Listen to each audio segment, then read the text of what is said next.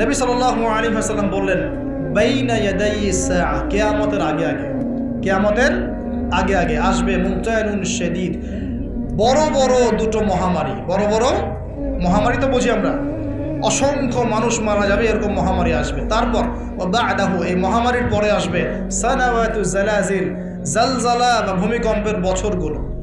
জালজালা বা ভূমিকম্পের বছরগুলো, বছর নয় বছরগুলো, মানে বছর ধরে সিরিজ ভূমিকম্প হবে বিশ্বের মধ্যে। বলেন নাউজুবিল্লাহ।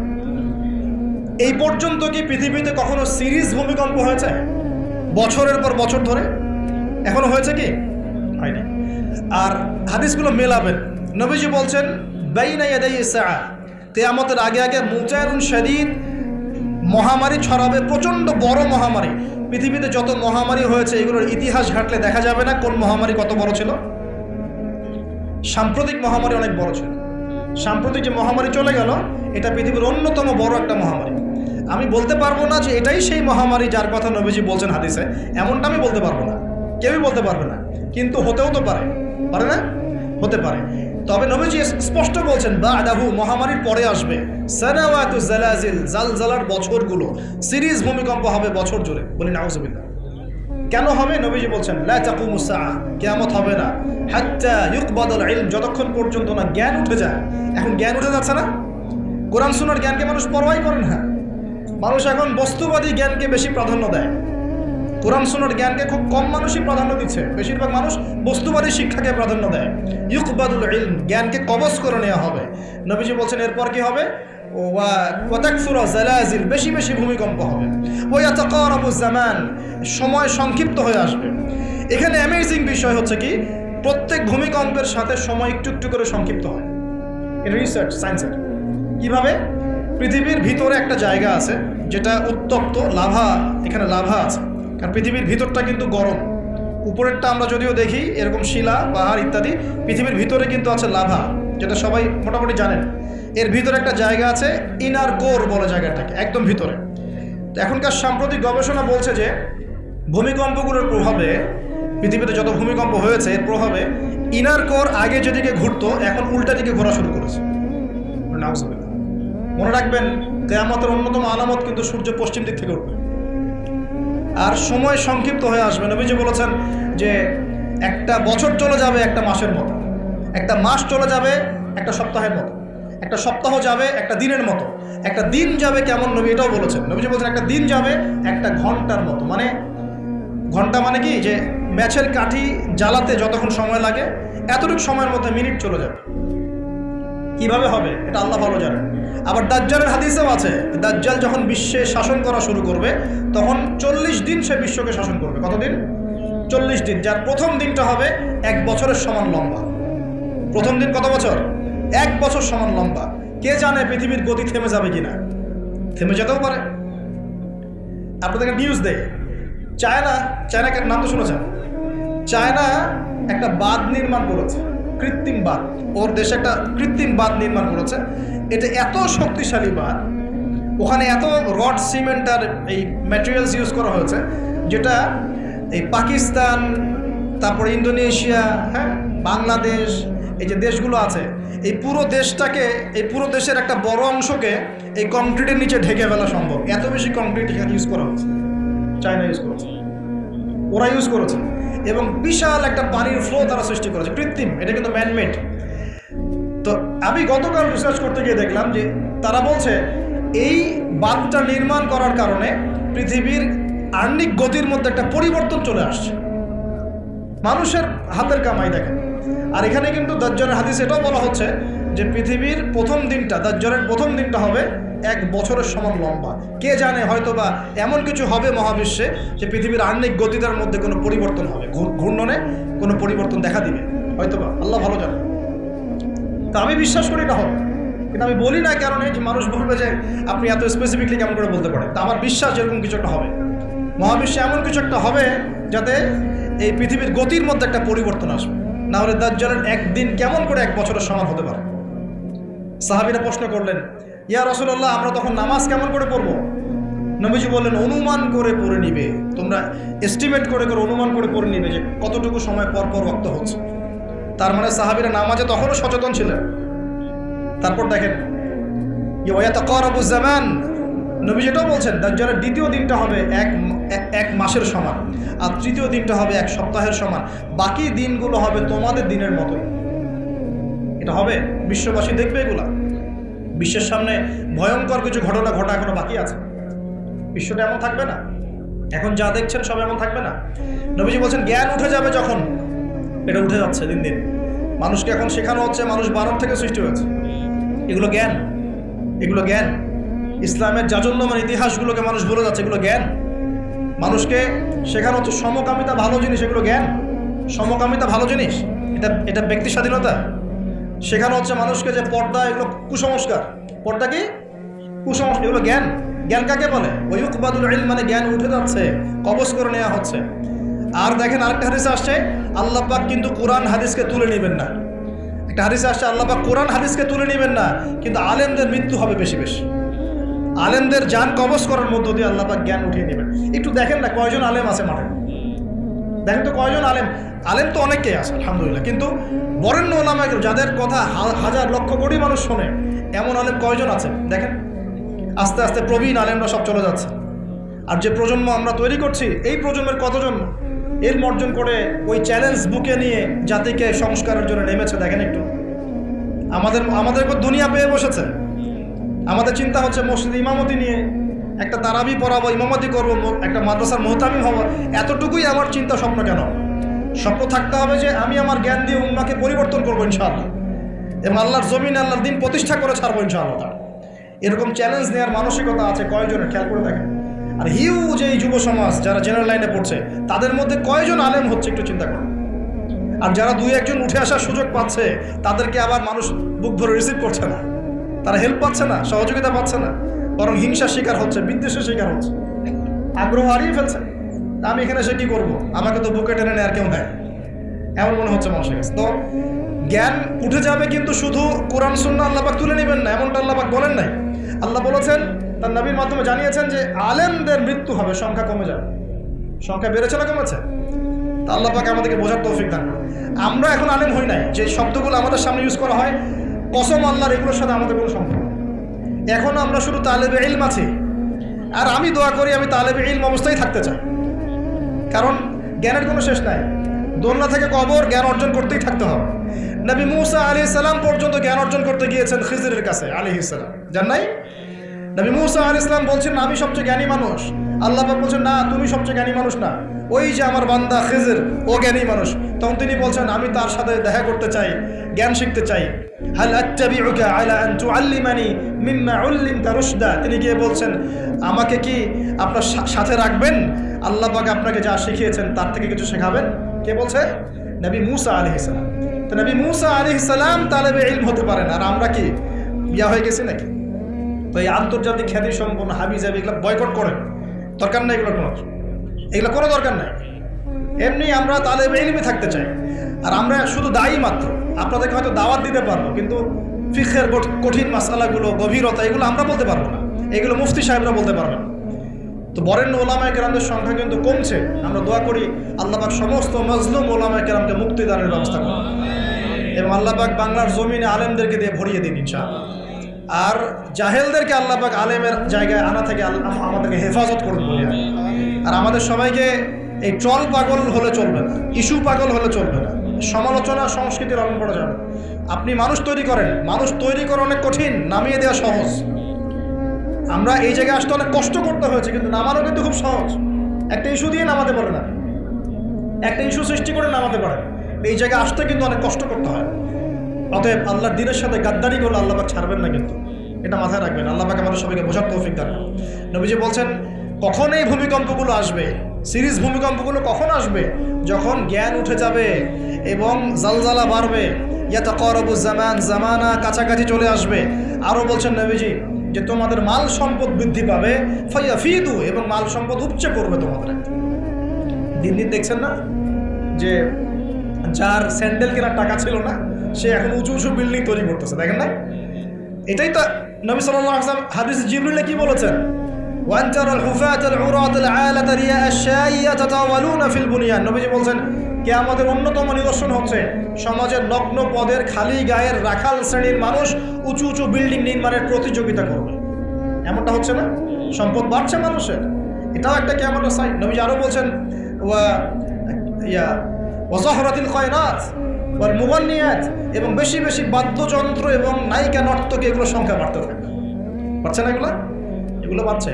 এই সময়ে নবী সাল্লাল্লাহু আলাইহি ওয়াসাল্লাম বলছেন যে এই জালজালাগুলো আসতে থাকবে। এটা একটা হাদিস। একটাতে আসছে যে নবী সাল্লাল্লাহু আলাইহি ওয়াসাল্লাম বলছেন লা ইয়াশরাবান্না নাস মিন হাযিহিল উম্মাহ আল খামর, আমার উম্মতের মধ্যে কিছু মানুষ মাদক দ্রব্য পান করবে।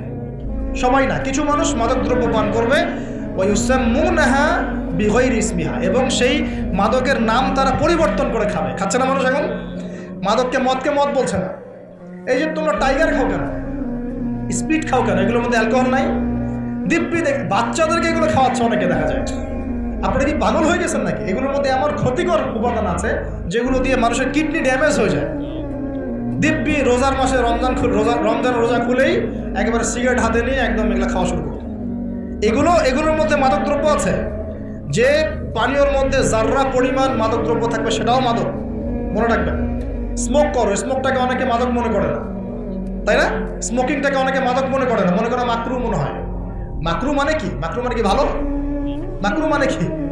মাকরু মানে কি? কোরআনে সূরা বানু ইসরাঈল খুলে দেখেন, বড় বড় কিছু পাপের কথা মেনশন করে আল্লাহ পাক বলছেন এই পাপগুলো ছেড়ে দাও, এই পাপগুলো আল্লাহর কাছে মাকরু, এই পাপগুলো আল্লাহর কাছে অপছন্দের পাপ। এটা কি মাকরু মানে কি জায়েজ করে নেওয়া? সিগারেট খাওয়া বন্ধ করেন, ওয়াদা করেন আমার সাথে যে আজকে থেকে কোনোদিন সিগারেটে হাত দিবেন ইনশাআল্লাহ। কোনো প্রকার এইসব টাইগার মাইগার স্পিড খাবেন না, এসব ভালো জিনিস না। ভালো কিছু খান না, ভালো কিছু খান। আর অনেকে দেখা যায় যে জর্দা খাওয়া শুরু করেছে। কেন? এটাও কি সুন্নত নাকি? কি দরকার আছে ভাই? এতটুকু খাইলে হয়তো নেশা হয় না, বুঝলাম। এতগুলো জর্দা একবারে খান দেখি, খাওয়া যাবে? খামরের মূলনীতি কি? যার বেশি খেলে নেশা হয় তার অল্প খাওয়া হারাম। মনে করেন এখানে যতটুকু পানি আছে, এতটুকু খেলে, এতটুকু মাদক খেলে কারো নেশা হচ্ছে না, কিন্তু এতটুকু খেলে নেশা হচ্ছে। তার মানে কি এতটুকু খাওয়া জায়েজ, এতটুকু খাওয়া হারাম, নাকি পুরোটাই হারাম? এটা বোঝার জন্য কি মুফতি হওয়ার দরকার আছে? আপনি বুঝতে পারছেন? অতএব এই যাবতীয় মাদক দ্রব্য থেকে দূরে থাকতে হবে, না হলে ভূমিকম্প আসবে। কিন্তু ভূমিকম্প আসবে। আর মাদক দ্রব্য নিয়ন্ত্রণ অধিদপ্তর দিয়ে শুধু মাদক নিয়ন্ত্রণ করা যাবে না। মানুষের ঈমান আকীদার পরিবর্তন দরকার। মানুষের মধ্যে আল্লাহর ভীতি জাগ্রত করতে হবে, তাহলে মানুষ অটোমেটিক মাদক ছেড়ে দেবে ইনশাআল্লাহ। আমরা কি যুব ভাইদের কাছে ওয়াদা নিতে পারি ইনশাআল্লাহ তাআলা জীবনেও কোনোদিন মাদক খাবো না, জীবনে কোনোদিনও মাদকের ধার কাছে যাবো না ইনশাআল্লাহ। আল্লাহ পাক সাক্ষী থাকুন, আল্লাহ কবুল করুন, আমিন। প্রিয় ভাইয়েরা, এটা নবীজি বলছেন লা ইয়াশরাবান্না নাস মিন হাযিহিল উম্মতি খামরুন, আমার উম্মতের কিছু মানুষ খামর মাদক পান করবে। ওয়া ইউসাম্মুনাহা বিগাইরি ইসমিহা, এর নাম রাখবে ভিন্ন, অন্য নামে ডাকবে, মাদক বলে ডাকবে না। আর কি করবে? ইউযাফু আলা রুউসিহিমুল মাআজিফ, মাআজিফ মানে হচ্ছে বাদ্যযন্ত্র। মাআজিফ মানে কি? বাদ্যযন্ত্র। এখন বলেন তো, মাথার কাছে বাদ্যযন্ত্র থাকবে মানে কি? ইয়ারফোন, ব্লুটুথ, এই যে আপনি যে মাথায় কানে দিয়ে রাখছেন, মাথায় আছে না?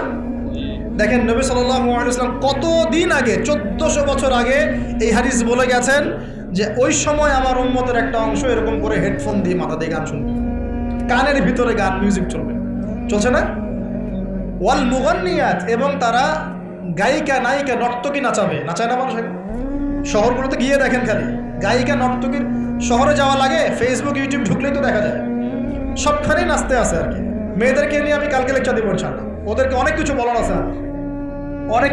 আছে, কারণ সমাজের একটা বড় ক্ষতি হচ্ছে এদের কারণে। সমাজের একটা বিশাল ক্ষতি হচ্ছে বেপর্দা মেয়ের কারণে।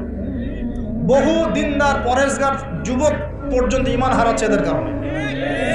আর বাসায় তো এদের বাপ নাই, মনে হয় বাপ নাই, ভাই নাই, স্বামী নাই, কেউই নাই, এদেরকে বোঝানোর কেউ নাই। অনেক দিনদার ছেলে পর্যন্ত এদের ফিতনায় দিন হারিয়ে ফেলছে। আর এখন কিছু কিছু ওয়াইজ বের হয়েছে, প্রেম বিশেষজ্ঞ, মানে বসে বসে প্রেমের আলাপ করতে পারলে মাথায়। আর এগুলো নিয়ে ট্রল করতে করতে ভাইরাল সব ইউটিউব, ফেসবুক, চুলকি সুরসুরি আলাপ করতে ভালো লাগে। খালি এই হারাম সম্পর্কের ভিত্তি ঘুরাই দিতে হবে। বারবার বলি তোমাদেরকে যে একটা হালাল রিজিকের সোর্স তৈরি করো, তাড়াতাড়ি বিয়ে করে ফেলো।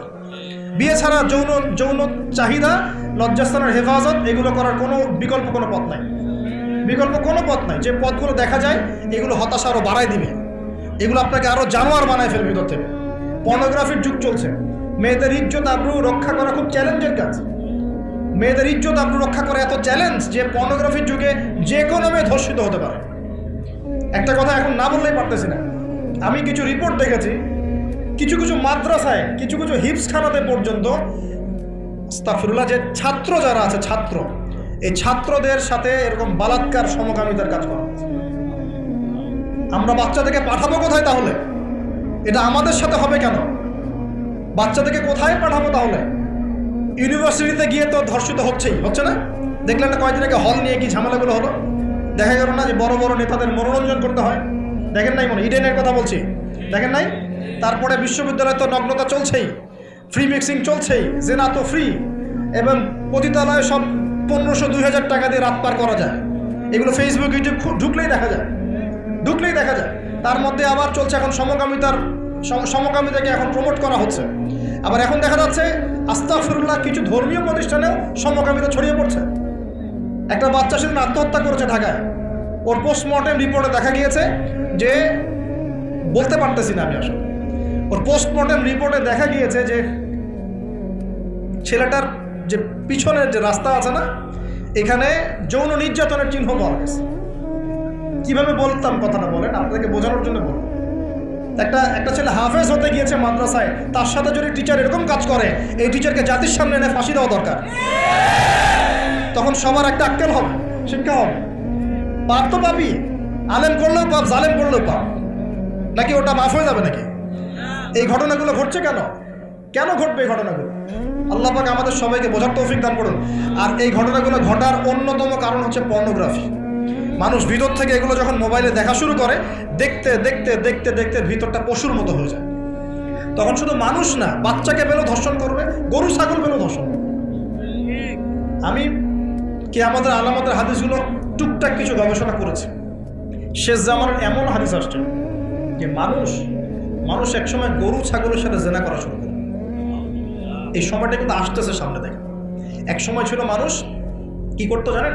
পরকিয়া করতো, বউ আছে বাসায়, অন্যের সাথে সম্পর্ক করতো। তারপর দেখা গেল যে প্রেম করে, চুপি চুপি প্রেম করে। আগে ওই সময় চুপচুপ করে চিঠি দিত যে কেউ জেনে না যায়। আস্তে আস্তে সবাই একটু উন্মুক্ত হয়ে গেল। এখন প্রেম করাটা ফ্যাশন হয়ে গেল।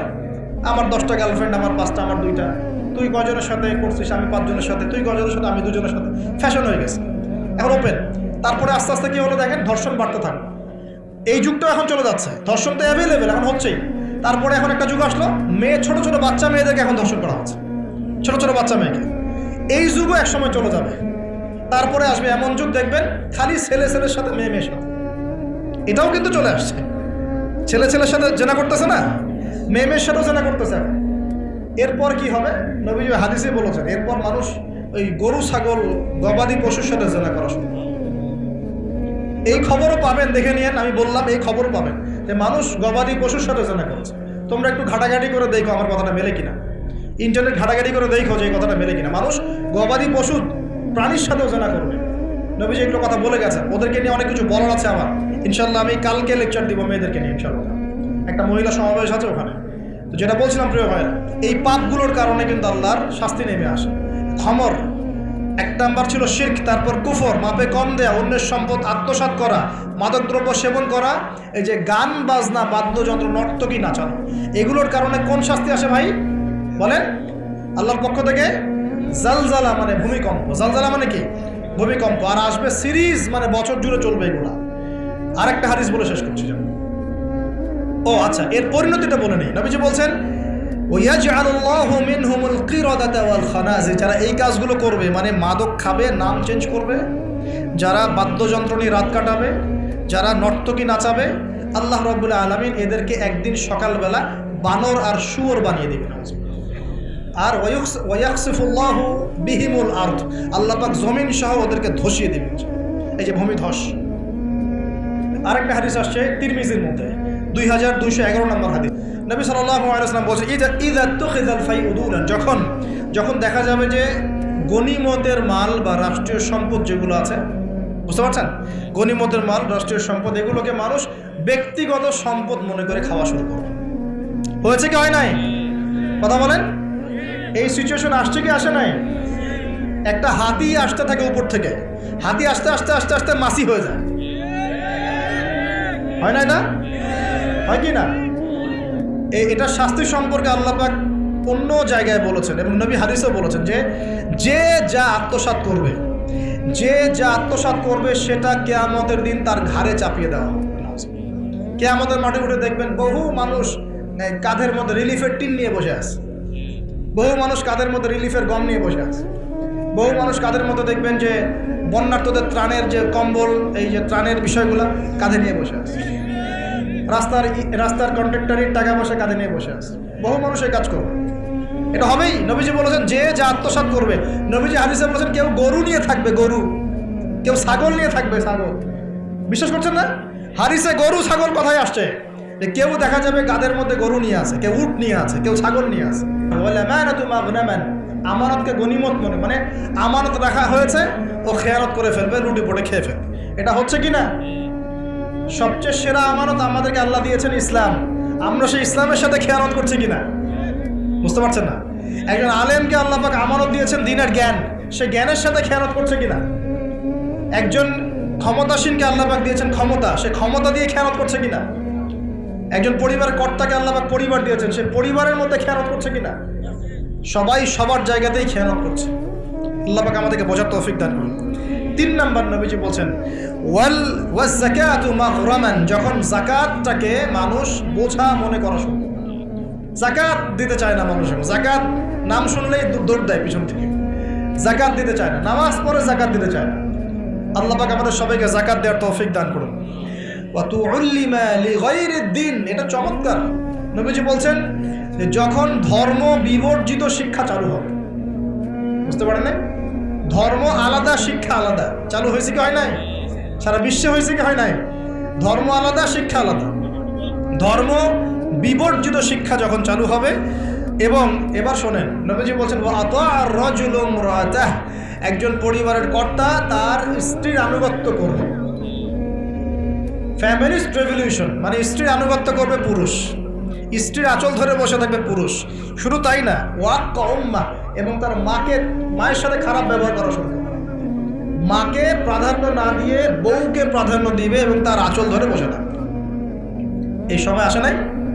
আচ্ছা, হিসাব করতে থাকেন, মিলাতে থাকেন। নবীজি বলছেন ওয়াদনা সাদিকা, বন্ধু বান্ধবদেরকে কাছে টেনে নিবে, বন্ধু বান্ধবদেরকে কাছে টেনে নিবে। ওয়াকসা আবা, এবং তার বাবাকে দূরে ঠেলে দেবে। হয়েছে কি হয় নাই? যুবকরা বলো, এটা হয় নাই? বাবাকে দেখলে কয়েকটা সালাম দেয়, বাবার সাথে কতজনের ভালো সম্পর্ক আছে? বন্ধুর সাথে যা বাবার সাথে তা নয়। অথচ বাবা এবং ছেলের সম্পর্ক হওয়া উচিত বন্ধুত্বপূর্ণ। তোমার সবচেয়ে সেরা বন্ধু হবে তোমার বাবা, তোমার সবচেয়ে সেরা বান্ধবী হবে তোমার মা এবং তোমার বোন। মায়ের সাথে ছেলের সম্পর্ক দূরত্ব, বাবার সাথে ছেলের সম্পর্ক দূরত্ব, এগুলো হচ্ছে না? এটা নবীজি বলেছেন। আর বলছেন, এবার শোনেন, ওয়াজহরাতিল আসওয়াতু ফিল মসজিদ, মাসাজিদ, মসজিদগুলোর মধ্যে হট্টগোল শোরগোল বেড়ে যাবে। বাড়ে না? মসজিদ এখন হইহুল্লাহ হয় না? আমি নিজে দেখেছি, 2 দল কমিটি আধিপত্য বিস্তারকে নিয়ে একদম হকিস্টিক নিয়ে আসছে মসজিদে মারার জন্য। এরকমও হয়েছে। আরও অনেক জঘন্য ঘটনা ঘটে, আল্লাহ মাফ করুক। তারপর নবীজি বলছেন ওয়াসাদা কাবিলুহু ফাসিকুহু, একটা কবিলা বা একটা গোত্রের নেতৃত্ব দিবে একজন ফাসিক ব্যক্তি। এমন হচ্ছে কি হচ্ছে না? হচ্ছে। ওয়াসাদা কাবিলুহু ফাসিকুহুম, তাদের মধ্যে যে ফাসিক সে দিবে নেতৃত্ব। নাউযুবিল্লাহ। নবীজি আরও বলছেন ওয়া কানা যাঈমুল কওমি আরযালাহুম, সমাজের সবচেয়ে নিম্ন শ্রেণীর মানুষ কওমের জিম্মাদার হয়ে যাবে। সুবহানাল্লাহ। নবীজি আরও বলছেন ওয়া উকরিমা রাজুল, একজন ব্যক্তিকে এই কারণে সম্মান করা হবে মাখাফাতা শাররি, তার ভয়ে তাকে সম্মান করা হবে। একজন ব্যক্তিকে তার ভয়ে, তার ক্ষমতার ভয়ে, তার টাকার ভয়ে, তার ক্ষমতার ভয়ে, তার জনবলের ভয়ে তাকে সম্মান করা হবে। এমনটা হচ্ছে না? হচ্ছে। নবীজি আরও বলছেন ওয়াজহরাতিল কায়নাত ওয়াল মুগান্নিয়াত, ওয়াজহরাতিল কায়নাত ওয়াল মাআজিফ, ওয়াজহরাতিল কায়নাত ওয়াল মাআজিফ, গায়িকা এবং বাদ্যযন্ত্রের প্রচলন বাড়তে থাকবে। গায়িকা বাদ্যযন্ত্র ব্যাপক হারে বাড়তে থাকবে। এবং ওয়াশুরিবাতিল খুমর, এবং বেশি বেশি মাদকদ্রব্য সেবন করা হবে। ওয়ালাআনা আখিরিহা লিরুম্মা উলাহা, উম্মতের শেষ দিকের মানুষেরা প্রথম দিকের মানুষকে গালি দেওয়া শুরু করবে। এই পাপগুলো যখন সমাজে দেখা যাবে, এই পাপগুলো যখন সমাজে দেখা যাবে তখন তোমরা ফাল ইয়ারতাকিবু, এবার ধেয়ে আসবে ইনদা যালিকা, তোমাদের দিকে ধেয়ে আসবে 4টা আযাব। কয়টা আযাব? 4টা। 1 নাম্বার নবীজি বলছেন রিহান হামরাআন, উত্তপ্ত গরম বাতাস তোমাদের দিকে ধেয়ে আসবে। এখনো কি এসেছে? আসবে। আমি রিসার্চ করেছি, এই নাসা এই গবেষণা শুরু করেছে, সূর্য থেকে এরকম ক্ষতিকর কিছু উত্তপ্ত বিকিরণ আসতেছে পৃথিবীর থেকে এবং সামনে আসবে পৃথিবীর থেকে, দেখে নিন।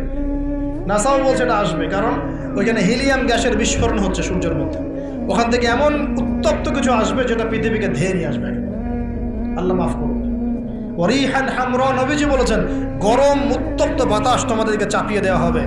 ওয়া জালজালাতান, এবং এই যে ভূমিকম্প আল্লাহ চাপিয়ে দিবেন এই পাপগুলোর কারণে। আর কি হবে? ওয়া খাসফান, এবং ভূমি ধসে যাবে নিচে। ভূমি কি হবে? ধসে যাবে।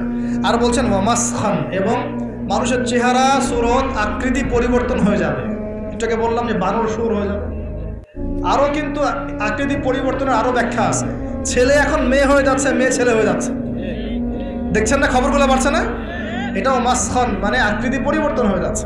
আরেকটা হচ্ছে ওয়াকাযফান, এবং আসমান থেকে আল্লাহ পাথরের বৃষ্টি বর্ষণ করবেন। এই পাঁচটা শাস্তি তোমাদের কাছে ধেয়ে আসবে। কিভাবে? একটা তসবি দানা ছিঁড়ে দিলে যেভাবে টপ টপ করে সব পড়ে যায় পুঁথিগুলো, এত দ্রুত এই ফিতনাগুলো আসতে থাকবে।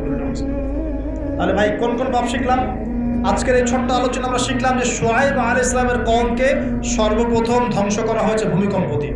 যে ভূমিকম্প আমরা এখন আমাদের সামনে দেখছি, এবং আশঙ্কা করা হচ্ছে বাংলাদেশের দিকেও বড় কোনো ভূমিকম্প, এটা আশঙ্কা করা হচ্ছে। এবং ভূমিকম্প প্রবণ এলাকাগুলোর মধ্যে সিলেটও আছে। আপনাদের সিলেট, চট্টগ্রাম, এই বার্মার এই রুট আছে, এদিকে রংপুর, ঢাকা তো এগুলো তো আছেই। এবং সবচেয়ে বেশি ক্ষতির মধ্যে পড়তে পারে ঢাকা শহর। আল্লাহ না করুক, আল্লাহ না করুক তো দোয়া করছে, কিন্তু পাপ তো ঠিকই করছে। আল্লাহ না করুক যদি এরকম 5 থেকে 6 মাত্রাটা কোনো ভূমিকম্প হয়েছে যার উৎপত্তি স্থল বাংলাদেশের কাছাকাছি, তাহলে দেখবেন আল্লাহ না করুক লক্ষ লক্ষ মানুষ মারা যাবে। আল্লাহ আমাদেরকে হেফাজত করুন, আল্লাহ আমাদেরকে বাঁচান। প্রিয় ভাইয়েরা, তবে আমরা শিখলাম শুআয়ব আলাইহিস সালামের কওম কোন কোন পাপ করেছিল যার কারণে এই আযাব আসছে। 1 নাম্বার শিরকের পাপ করছে। কি পাপ বলেন? আমরা আল্লাহর কাছে তওবা করছি, আল্লাহ আমরা যত রকম শিরকের পাপে ছিলাম আল্লাহ তোমার কাছে তওবা করলাম, এবং আজীবন শিরক মুক্ত আমল নিয়ে চলবো ইনশাআল্লাহ। 2 নাম্বার তারা কুফরি করতো, আমরা সমস্ত কুফরি থেকে আল্লাহর কাছে তওবা করছি, আল্লাহ আমাদেরকে কুফরি মুক্ত আমল করার তৌফিক দান। 3 নাম্বার তারা মাপে কম দিত। আমরা যারা ব্যবসা করব বা অর্থনৈতিক জীবন চালাবো কোনোদিনও মাপে কম দেবো না ইনশাআল্লাহ। আল্লাহ আমাদেরকে হেফাজত করুন, বোঝার তৌফিক দান করুন। 4 নাম্বার তারা পাপ করেছিল অন্যের সম্পদ অন্যায়ভাবে আত্মসাৎ করত। এই কাজটা আমরা করতে যাব না ইনশাআল্লাহ। আল্লাহ পাক আমাদেরকে হেফাজত করুন বলি আমি। আর এই উম্মতে মুহাম্মাদিয়া আর কি কাজ করবে যার কারণে এই পাপ আসবে? 1 নাম্বার হচ্ছে তারা কি করবে? রাষ্ট্রীয় গনিমতের মালগুলোকে নিজের করে ভোগ করা শুরু করবে। আল্লাহ আমাদেরকে এই দুর্নীতি থেকে বাঁচাক বলি। আর কি করবে? তারা আমানত রাখা হলে লুটপাট করে খেয়ে ফেলবে। আল্লাহ পাক আমানতের খেয়ানত করা থেকে আমাদেরকে বাঁচাক। আর কি করবে? তারা যাকাতটাকে বার্ডেন মনে করবে, যাকাত দিতে চাবে না। আল্লাহ আমাদেরকে যাকাত দেওয়ার তৌফিক দান। আর কি করবে? তারা ধর্ম বিবর্জিত জ্ঞান শিক্ষা করবে। আল্লাহ পাক আমাদেরকে ধর্মীয় জ্ঞান শেখার তৌফিক দান। আর কি করবে? 5 নাম্বার, তারা এই বাড়ির পুরুষরা স্ত্রীদের আঁচল ধরে বসে থাকবে, মাকে কষ্ট দিবে। আল্লাহ পাক আমাদেরকে মায়ের হক আদায় করার তৌফিক দান। আল্লাহ পাক সবার হক আদায় করার তৌফিক দান করুন, স্পেশালি মায়ের হক আদায় করার তৌফিক দান। আর কি করবে? সে বন্ধু বান্ধবদেরকে কাছে টেনে নেবে, নিয়ে বাবার সাথে খারাপ ব্যবহার করা শুরু করবে। আল্লাহ পাক আমাদের সবাইকে পিতাদেরকে সম্মান করার তৌফিক দান। আর কি করবে সে? বলেন আমার সাথে, ভুলে গেছেন? আর কি করবে? তারপরে সমাজের যে ব্যক্তি সবচেয়ে ফাসেক সে সমাজের নেতৃত্ব দিবে। আল্লাহ পাক এরকম ফাসেকদের নেতৃত্ব থেকে আমাদেরকে বাঁচান। সমাজের সবচেয়ে নিম্ন শ্রেণীর মানুষ জিম্মাদার হয়ে যাবে সমাজের, এখান থেকে আল্লাহ পাক আমাদেরকে বাঁচান। মানুষ সম্মান করবে, মানুষকে ভয় করে। আল্লাহ পাক মন থেকে সম্মান করার তৌফিক দান এবং সম্মান পাওয়ার যোগ্য হওয়ার তৌফিক দান। আর কি করবে? তারা মাদকদ্রব্য পান করা শুরু করবে। আল্লাহ পাক আমাদের সবাইকে মাদকদ্রব্য ছেড়ে দেওয়ার তৌফিক দান। আর কি করবে? তারা মেয়ে নর্তকী নাচাবে, গায়িকা নর্তকী নাচাবে। এসব গায়িকা নর্তকী থেকে আল্লাহ আমাদেরকে বাঁচান। কি করবে? তারা কানের উপরে বাদ্যযন্ত্র প্লে করবে, মানে বাদ্যযন্ত্র নিয়ে সময় কাটাবে। আল্লাহ পাক আমাদেরকে সমস্ত বাদ্যযন্ত্র ত্যাগ করার তৌফিক দান। এবং শেষ জামানার মানুষরা প্রথম জামানার মানুষকে অভিশাপ দিবে, আল্লাহ পাক আমাদেরকে সলফে সালেহিনের মতো মানুষ হওয়ার তৌফিক দান। এবং সর্বশেষ যে বিষয়টা সেটা হলো যে মাদকদ্রব্য পান করে এর নাম রাখবে ভিন্ন। যখন এমন কাজ মানুষ করবে তখন ধেয়ে আসবে গরম বাতাসের আযাব, ভূমিকম্প, জালজালা, সিরিজ ভূমিকম্প, আরও ধেয়ে আসবে মহামারী, আরও ধেয়ে আসবে খসফুন, মানে একদম ধসে যাবে জমি, কযফান, আকাশ থেকে পাথর বর্ষণ, মাসখান এবং চেহারা বিকৃতি। আল্লাহ রাব্বুল আলামিন পবিত্র কোরআনুল কারীমে বেশ কয়েকটা জায়গায় একটা সম্প্রদায়, একটা কওম, একটা জাতির কথা বলেছেন। তার নাম হচ্ছে কওমে মাদিয়ান। কি নাম? কওমে মাদিয়ান। এই কওমে মাদিয়ানের নবী ছিলেন শুআইব আলাইহিস সালাম। কি নাম ছিল? শুআইব আলাইহিস সালাম। তিনি নবী মূসা আলাইহিস সালামের সমসাময়িক নবী ছিলেন। মানে মূসা আলাইহিস সালাম তার মেয়েকে বিয়ে করেছিলেন। নবী মূসা আলাইহিস সালাম যখন যুবক, তখন একদিন তিনি দেখছেন রাস্তায় দুজন লোক ঝগড়া করছে। একজন তার গোত্রের আর একজন হচ্ছে ফেরাউনের বাহিনীর। তো মূসা আলাইহিস সালাম তার গোত্রের, যে তার জাতের, তার সাথে তার পক্ষ নিলেন। তো কোরআন বলছে যে সেই এক ঘুষিতেই সেই ব্যক্তি মারা গেছে। ঠিক আছে? ওয়াকাযাহু, মূসা আলাইহিস সালাম তাকে একটা ঘুষি দিলেন, ফাকাদা আলাইহি, এতেই তার মৃত্যু হয়ে গেল। পরের দিন আবার একই ঘটনা ঘটছে। মূসা আলাইহিস সালাম দেখছেন আবার সেই ব্যক্তি আরেকজনের সাথে লড়াই করছে। তখন তিনি আবার তাকে বাঁচাতে গেলেন। তখন সেই ব্যক্তি বলছে, গতকাল কিন্তু তুমি একজনকে ঘুষি মেরে হত্যা করেছো, আজকে কি আবার আমাকে হত্যা করতে চাচ্ছ?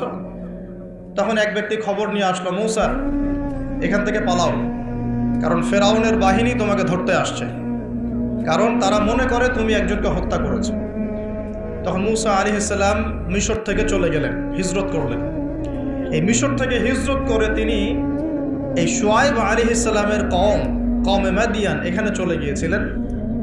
এখানে তিনি একটা গাছের নিচে বসেছিলেন। বসে তিনি দেখলেন যে কিছু মানুষ গবাদি পশুদেরকে পানি পান করাচ্ছে, আর দূরে দুটো মেয়ে দাঁড়িয়ে আছে। তো মূসা আলাইহিস সালাম তাদেরকে গিয়ে বললেন, আপনারা দাঁড়িয়ে আছেন কেন? তখন সেই দুটো মেয়ে মূসা আলাইহিস সালামকে বললেন যে আমরা দুর্বল, যতক্ষণ না তারা তাদের পশুদেরকে পানি পান করিয়ে চলে যাচ্ছে ততক্ষণ পর্যন্ত আমরা পানি পান করাতে পারি না। তখন মূসা আলাইহিস সালাম, তিনি শক্তিশালী ছিলেন, বিশ্বস্ত ছিলেন, তিনি তাদের হয়ে পশুদেরকে পানি পান করালেন। এবার সেই মেয়ে দুটো বাসায় চলে গেল। বাসায় চলে গিয়ে কিছুক্ষণ পর মূসা আলাইহিস সালাম আবার সেই গাছের নিচে বসে আল্লাহর কাছে একটা দোয়া করছেন। কি দোয়া? আল্লাহ পাক কোরআনে বলছেন, নবী মূসা আলাইহিস সালাম বলেছিলেন, রব্বি, হে আমার রব, ইন্নী লিমা আনজালতা ইলাইয়া মিন খায়রিন ফাকির। হে আল্লাহ, তুমি আমার প্রতি যে নেয়ামত বর্ষণ করবে, তুমি আমার উপর যে অনুগ্রহ বর্ষণ করবে, আমি তার জন্য ভিখারি হয়ে বসে আছি। বলেন সুবহানাল্লাহ। কারণ এখন মূসা আলাইহিস সালাম ফেরারি মানুষ, মিশর থেকে চলে আসছেন, না এখানে আছে খাবার, না আছে বস্ত্র, না আছে বাসস্থান, না আছে কোনো আত্মীয় স্বজন, একাকী। তখন তিনি গাছের নিচে বসে এই দোয়া করছেন, রব্বি ইন্নী লিমা আনজালতা ইলাইয়া মিন খায়রিন ফাকির। হে আল্লাহ, আমার উপর তুমি যে নেয়ামতগুলো দিবে এর জন্য আমি ভিখারি হয়ে বসে আছি। সুবহানাল্লাহ। ঠিক ওই সময় ওই দুই মেয়ের একজন মেয়ে হেঁটে হেঁটে মূসা আলাইহিস সালামের কাছে আসলেন, এবং তাদের হাঁটার বর্ণনা আল্লাহ পাক কোরআনে দিয়েছেন যে তারা লাজুক ভঙ্গিতে হেঁটে আসলেন। সেই মেয়ে লাজুক ভঙ্গিতে হেঁটে আসলেন। এখনকার মেয়েদেরকে এই হাঁটা কে শিখাবে যে মেয়েদেরকে লাজুক ভঙ্গিতে হাঁটতে হয়? লজ্জা শরম তো সেই কবেই উঠে গেছে। তো একটা ভালো কাজ করার পরে মূসা আলাইহিস সালাম গাছের নিচে বসে আল্লাহর কাছে দোয়া করছেন। এই জন্য ভালো কাজের ওসিলা দিয়ে আল্লাহর কাছে দোয়া করতে হয়। এই যে আমরা দোয়া করতে চাই আল্লাহর কাছে, দোয়া করার বিভিন্ন সময় আছে, গুরুত্বপূর্ণ সময় আছে, পদ্ধতি আছে। পদ্ধতির সময় বুঝে দোয়া করলে ইনশাল্লাহ দোয়া ডাইরেক্ট কবুল হবে ইনশাআল্লাহ। আর তিনটা জিনিস খেয়াল রাখতে হবে। এক, ওই ইবাদত যেন আল্লাহর সন্তুষ্টির জন্য হয়। দুই, সেটা যেন নবী সাল্লাল্লাহু আলাইহি ওয়াসাল্লামের পদ্ধতি অনুযায়ী হয়। এবং তিন, আপনার রিজিকটা যেন হালাল থাকে। এই তিনটা বিষয় ঠিক থাকলে ইনশাআল্লাহ তাআলা দোয়া কবুল হবে ইনশাআল্লাহ। তো মূসা আলাইহিস সালাম দোয়া করলেন, সাথে সাথে ফল আসলো। ওই মেয়ে হেঁটে হেঁটে চলে আসলেন, এসে বললেন, আমার বাবা আপনাকে ডাকছেন, আমার বাবা আপনাকে ডাকছেন। এই কথার অর্থ যারা অ্যাডাল্ট তারা বুঝতে পারবেন। এখন মুসা আলাইহিস সালাম তার সাথে গেলেন, গিয়ে দেখলেন তার বাবা হচ্ছেন একজন নবী, যার নাম হচ্ছেন শুআয়ব আলাইহিস সালাম, যার কথা বলছেন। তার বাবার নাম কি? শুআয়ব আলাইহিস সালাম। এখন শুআয়ব আলাইহিস সালাম তিনি মুসা আলাইহিস সালামকে বলছেন, কি ঘটনা তোমার, আমাকে বলো। তখন মুসা আলাইহিস সালাম তাকে সব ঘটনা বললেন। এখনও কিন্তু মুসা আলাইহিস সালাম নবী হন নাই, এখনও কিন্তু তার কাছে ওহী আসেনি, ঠিক আছে। এখন তিনি তার ঘটনা খুলে বললেন যে আমি বনু ইসরাইলের মানুষ, ফেরাউনের ঘরে বড় হয়েছি, একদিন রাস্তায় ঘটনা ঘটলো, তারপরে আমাকে তারা ধাওয়া করে আজকে এই জায়গায় আমি চলে আসলাম। এখন শুআয়ব আলাইহিস সালাম বলছেন যে এখানে ভয়ের কিছু নাই, তুমি এখানে নিরাপদ, এখানে কেউ তোমার কোনো ক্ষতি করবে না ইনশাআল্লাহ। তখন এই দুজন মেয়ের একজন বলছে, বাবা এই ব্যক্তি হচ্ছে বিশ্বস্ত এবং শক্তিশালী, এই ব্যক্তি হচ্ছে বিশ্বস্ত এবং শক্তিশালী। মুসা আলাইহিস সালামের দুটা গুণ এখানে পাওয়া গেল, তিনি বিশ্বস্ত ছিলেন এবং কি শক্তিশালী ছিলেন। তো সে আমাদের উপকার করেছে, তাকে কি আমাদের কাছে রাখা যায় কি না, তাকে পুরস্কার দেওয়া যায় কি না। তখন বিচক্ষণ পিতা মেয়ের কথার ইশারা বুঝে ফেললেন। তখন পিতা এই মেয়ের সাথে মুসা আলাইহিস সালামের বিয়ে দিলেন। বলেন সুবহানাল্লাহ। কি শর্তে বিয়ে হলো? 8 বছর শুআয়ব আলাইহিস সালামের যে আপনার কাজ করতে হবে, মানে খামার, শুআয়ব আলাইহিস সালামের যে প্রজেক্ট আছে সেখানে 8 বছর শ্রম দিতে হবে, চাকরি করতে হবে। 8 বছর দেখাশোনা করতে হবে তার প্রপার্টিস দেখাশোনা করা মানে কি? সব দেখভাল করা, ভালো মন্দ দেখাশোনা করা। তার ছিল ক্ষেত, ছিল জমি জমা, ছিল আপনার গবাদি পশু ছিল, এগুলো দেখাশোনা করতে হবে। তো মুসা আলাইহিস সালামকে শর্ত দিচ্ছেন 8 বছর আমার এখানে কাজ করতে হবে, আর তুমি যদি 2 বছর বেশি করো, 10 বছর পূর্ণ করতে পারো, এটা তোমার বিষয়। আর এই ওয়াদা আমার আর আল্লাহর মাঝখানে, তোমার আমার আল্লাহর মাঝখানে থাকবে। তো মুসা আলাইহিস সালাম রাজি হলেন এবং তিনি সেখানে থাকতে লাগলেন। তো পরবর্তীতে মুসা আলাইহিস সালামের কাছে নবুয়ত আসলো যখন তুর পাহাড়ে তিনি আগুন দেখতে পেলেন। তিনি সেখানে গিয়ে আগুন খুঁজছেন, আর তুর পাহাড়ের ডান দিক থেকে আল্লাহ রাব্বুল আলামিন আওয়াজ দিলেন, ইয়া মুসা, হে মুসা, ফাখলা'না আলাইক, তোমার জুতা খুলে আসো, ইন্নাকা বিল ওয়াদিল মুকাদ্দাসি তুয়া, তুমি এখানে পবিত্র একটা জায়গায় এসেছো। মুসা আলাইহিস সালাম তো ভয় পেয়ে গিয়েছিলেন। আল্লাহ রাব্বুল আলামিন তাকে ওহী করলেন, তুমি নবী, আমার কাছে রাসূলরা ভয় পায় না, তোমার হাতে ওটা কি? মুসা আলাইহিস সালাম বলছেন, আমার হাতে লাঠি। কি করো লাঠি দিয়ে? মুসা আলাইহিস সালাম বলছেন, লাঠি দিয়ে আমি এই যে আমার গবাদি পশু এগুলোকে তাড়াই, গাছের পাতা পাড়ি ইত্যাদি। আল্লাহ পাক বলছেন, লাঠি ছুঁড়ে মারো।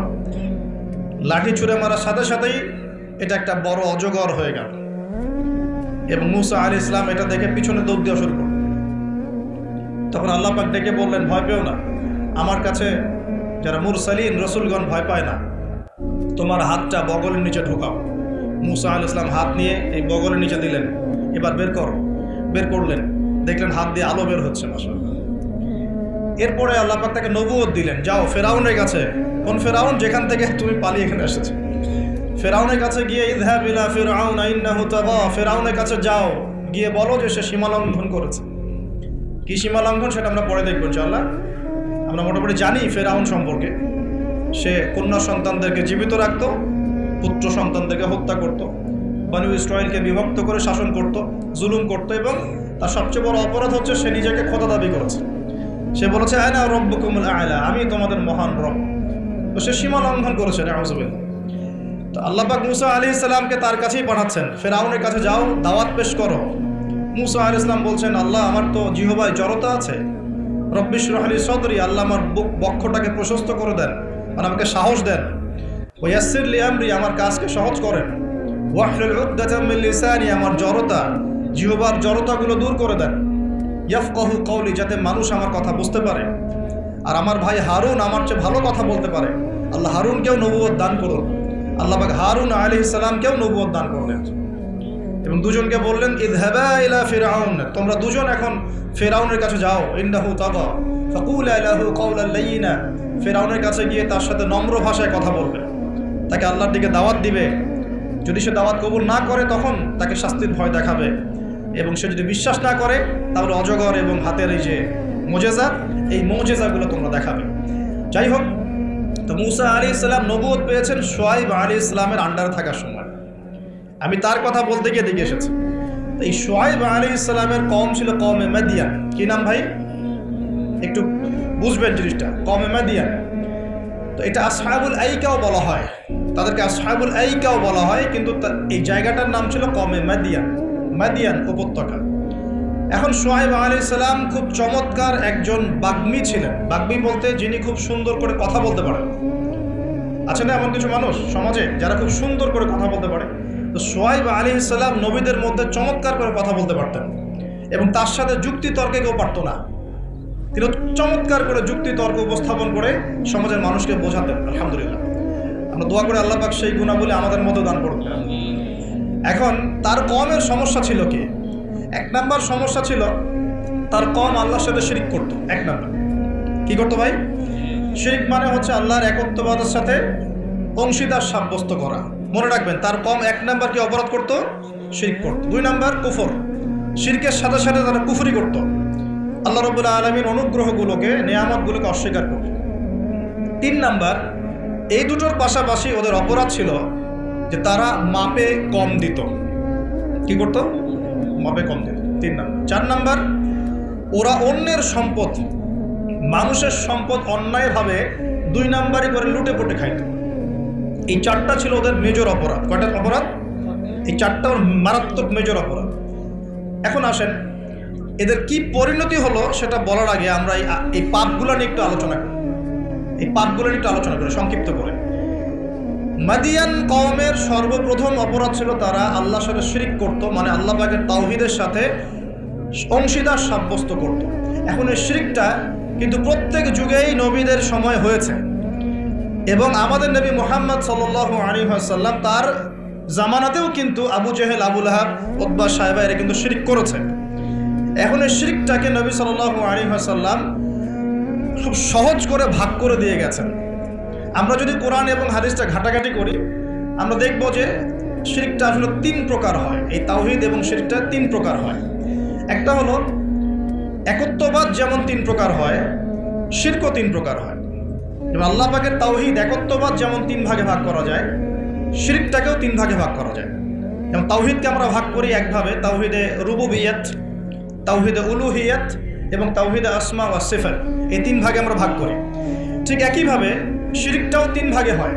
একটা হচ্ছে আশিরকু ফিল আকীদা, বিশ্বাসের মধ্যে শিরক; আশিরকু ফিল আমাল, কাজের মধ্যে শিরক; আশিরকু ফিল লিসান আও আশিরকু বিল কওল।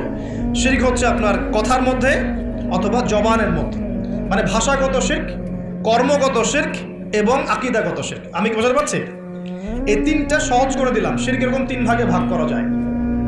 উদাহরণ দিলে পরিষ্কার হবে। যেমন বিশ্বাসগত শিরক, যেমন কোনো মানুষ যদি বিশ্বাস করে যে মহাবিশ্বের কোনো স্রষ্টা নাই, এই মহাবিশ্ব এমনি এমনি সৃষ্টি হয়েছে, এটা বিশ্বাসগত শিরক, তাই না?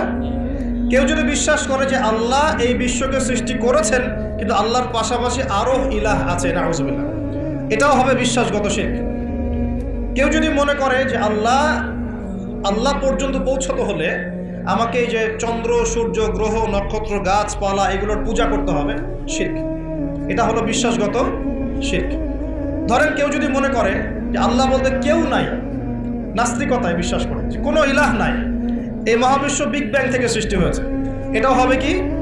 চিন্তাগত, আকীদাগত শিরক। কেউ যদি মনে করে যে আমার ভালো মন্দের মালিক আল্লাহ নয়, ভালো মন্দের মালিক আমি নিজে, কেউ যদি মনে করে, শিরক হবে। কেউ যদি মনে করে তাকদীর বা ভাগ্য বলতে কিচ্ছু নাই, আমি যা করব তাই পাবো, এমন মানুষ নাই, এটাও হবে আকীদাগত শিরক, কারণ আল্লাহ পাক তাকদীর রচনা করেছেন। কেউ যদি মনে করে যে কবরে শায়িত মৃত মানুষ আমাকে পরকালে বাঁচিয়ে দিবে, আমাকে পরকালে পুলসিরাত পার করিয়ে দিবে, বিশ্বাসগত শিরক হয়ে যাবে। কেউ যদি মনে করে যে অমুক ওসিলা মাধ্যম ধরলে আমি সন্তান লাভ করব, এটাও শিরক হবে। সন্তান দেওয়ার মালিককে। কেউ যদি মনে করে আমি পরিশ্রম করি বলেই রিজিক প্রাপ্ত হই, শিরক হবে। আমি পরিশ্রম করি, কাজ করি, ব্যবসা করি, চাকরি করে বলেই তিন বেলা খেতে পারি, শিরক হবে। কে খাওয়ায়? কেউ যদি মনে করে যে আমি খুব রুটিন লাইফ লিড করি, ভালো মন্দ বেঁচে চলি, ভালো ভালো খাই, ব্যায়াম করি, এই কারণে আমি সুস্বাস্থ্যের অধিকারী, শিরক হবে। সুস্বাস্থ্য দিয়েছেন কে? কেউ যদি মনে করে যে আমার হাতে একটা আংটি আছে, এই আংটি খুলে ফেললে আমার রোগ হবে, এটা হবে বিশ্বাসগত শিরক। কেউ যদি মনে করে আংটিটা খুলে ফেললে আমার রোগ বেড়ে যাবে, অথবা আংটি খুলে ফেললে আমি মারা যাব, আমার কোনো ক্ষতি হবে, বিশ্বাসগত শিরক। কেউ যদি মনে করে ভালোগুলো সব আল্লাহর পক্ষ থেকে আসে আর খারাপগুলো শয়তানের পক্ষ থেকে আসে, এটাও শিরক। কারণ ভালো মন্দ দুটোই কার পক্ষ থেকে আসে? আল্লাহর পক্ষ থেকে। চুল আঁচড়াচ্ছেন, চিরুনিটা হাত থেকে পড়ে গেল। কেউ যদি মনে করে এখন মেহমান আসবে বাসায়, এটা হবে একটা শিরকি আকীদা। বাসা থেকে বের হয়েছেন, হঠাৎ করে হোঁচট খেলেন, এই কাপড়টা আটকে গেল, আপনি মনে করছেন হয়তো বাইরে গেলে কোনো অমঙ্গল অকল্যাণ হতে পারে, বিশ্বাস করলেই শিরক। কেউ যদি মনে করে যে রাস্তার পাশে লোক বসে আছে টিয়া পাখি নিয়ে, ও আমার ভাগ্য বলতে পারে, বিশ্বাস করলে শিরক।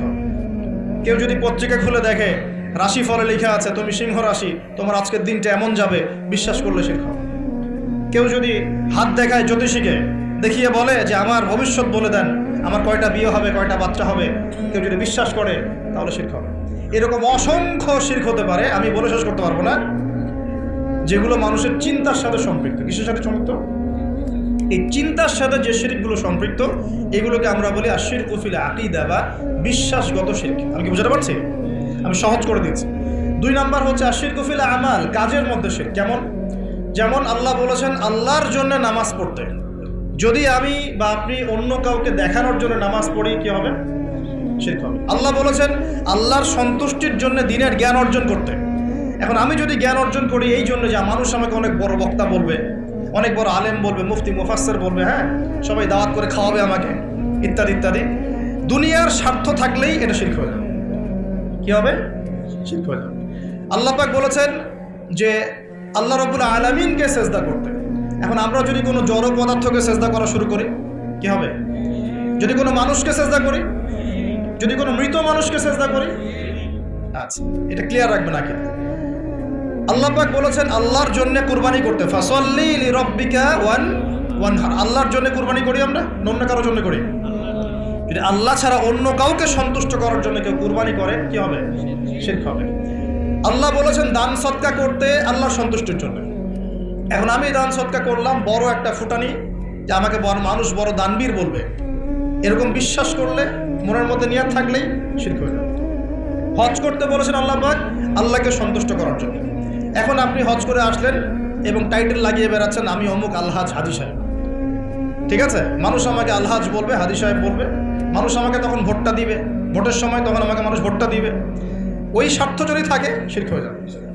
আমি বুঝাতে পারছি না মনে হয়? ইবাদত বন্দেগীর ক্ষেত্রে যদি আল্লাহর সন্তুষ্টি ছাড়া অন্য কারো সন্তুষ্টি উদ্দেশ্য থাকে, শিরক হয়ে যাবে। বুঝতে পারছি কি? আচ্ছা, যেমন নজর মানত করতে হয় কার জন্যে? আল্লাহর জন্য। আর আপনি যদি অন্য কাউকে সন্তুষ্ট করার জন্য নজর মানত করেন, কি হবে? শিরক হবে। আল্লাহ রাব্বুল আলামিন তার কাছে দোয়া করতে বলেছেন। এখন আপনি যদি অন্য কারো কাছে দোয়া করা শুরু করেন, চাওয়া শুরু করেন, কি হবে?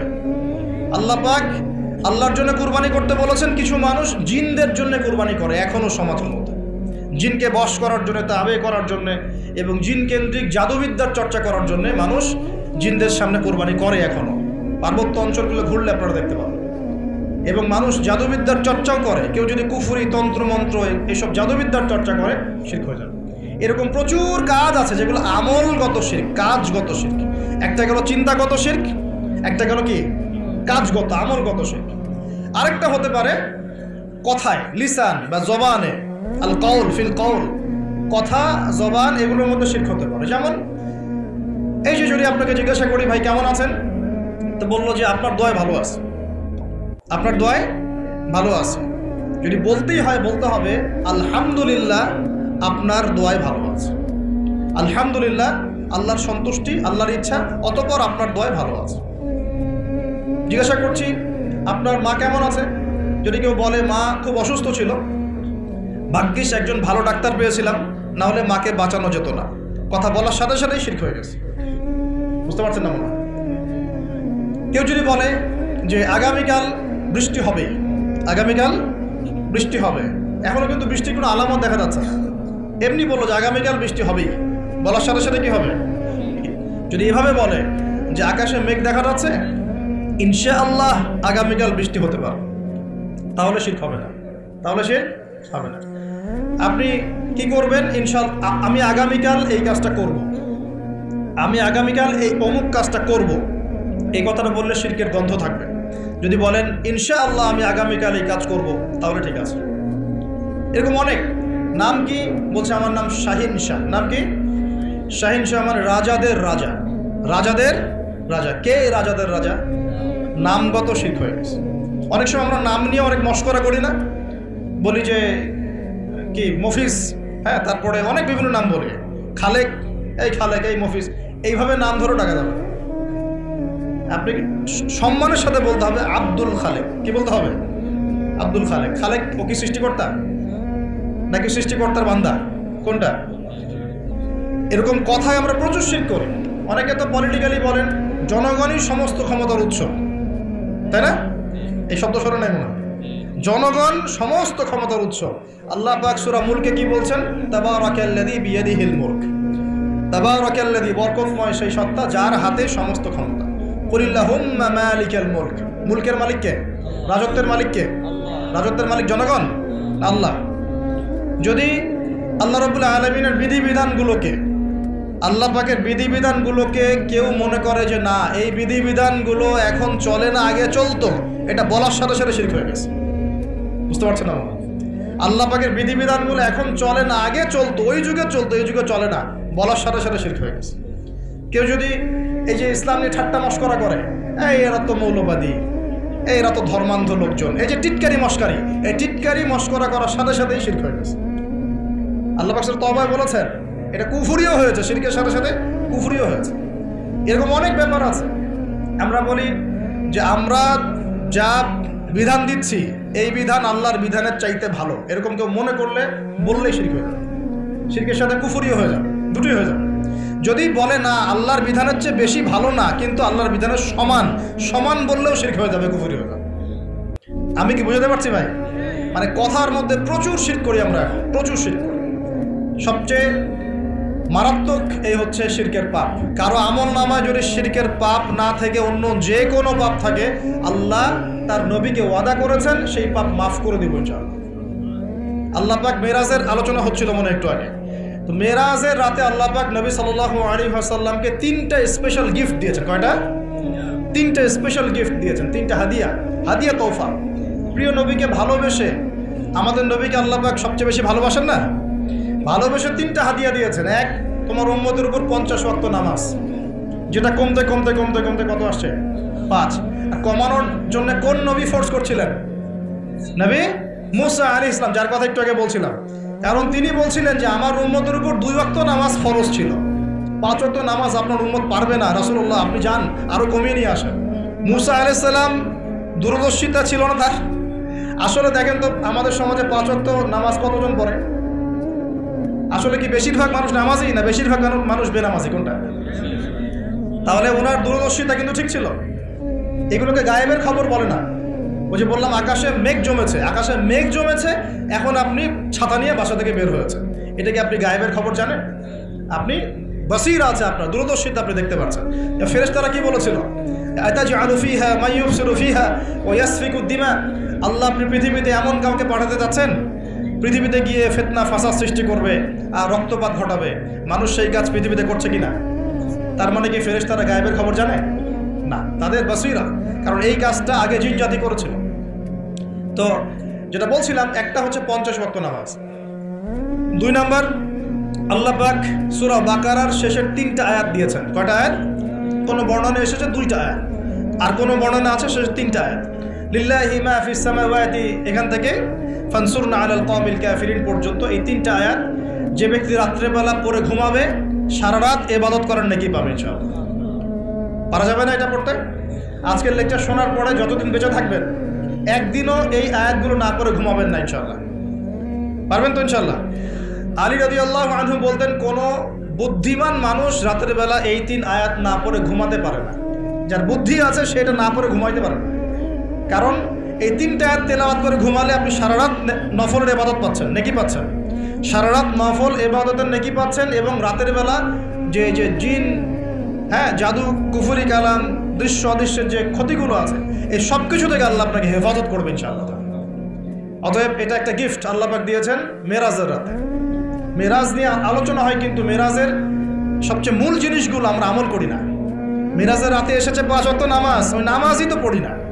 আপনাকে আলোচনা আমি ধারাবাহিকভাবে শোনাই, কি করব? নামাজটাকে পড়তে হবে। তারপরে কোরআন দিয়েছেন আল্লাহ পাক, সূরা বাকারার শেষের 3 আয়াত।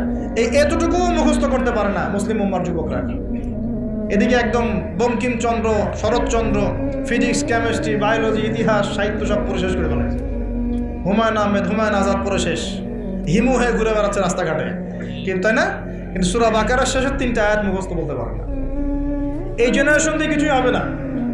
এই জেনারেশনকে পরিবর্তন করতে না পারলে না তার উম্মার কোনো খেদমতে কাজ করতে পারবে, না দেশের জন্য কিছু করতে পারবে।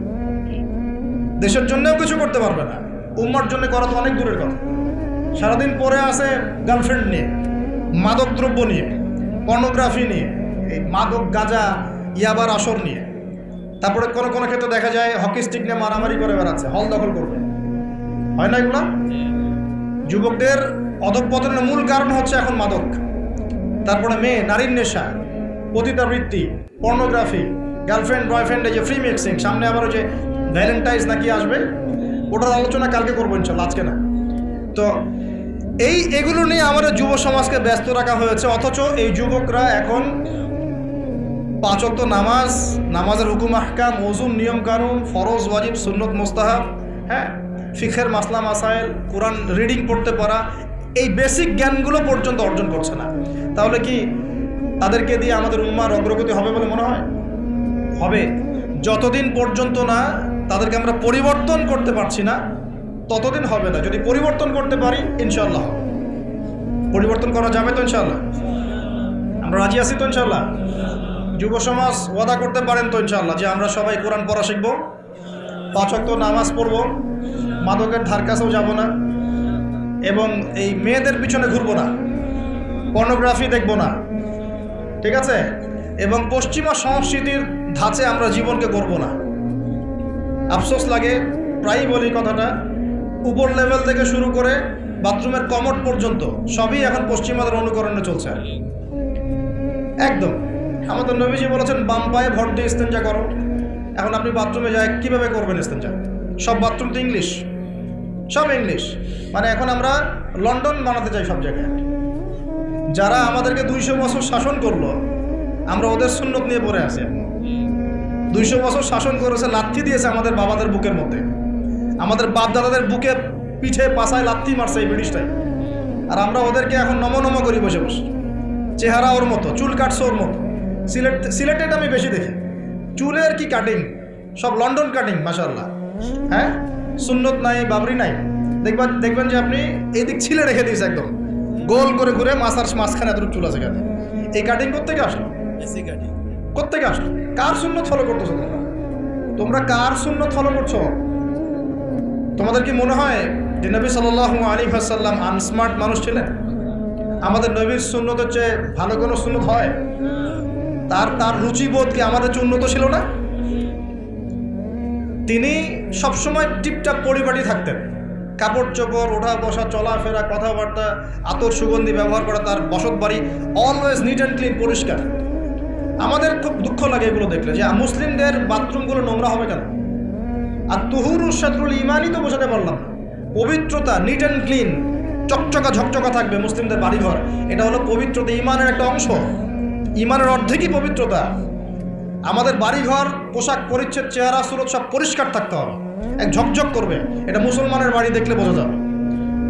হিন্দু ভাইদের বাসায় গিয়ে দেখা যায় পূজা করার আলাদা জায়গা আছে, মুসলমানদের বাসায় নামাজের জায়গা খুঁজে পাওয়া যায় না।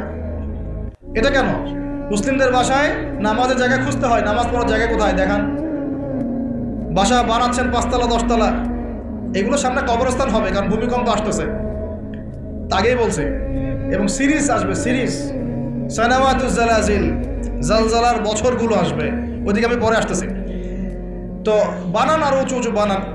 তো 10 তলা বাড়িতে একটা জায়গা পাওয়া যায় না নামাজ পড়ার জন্য।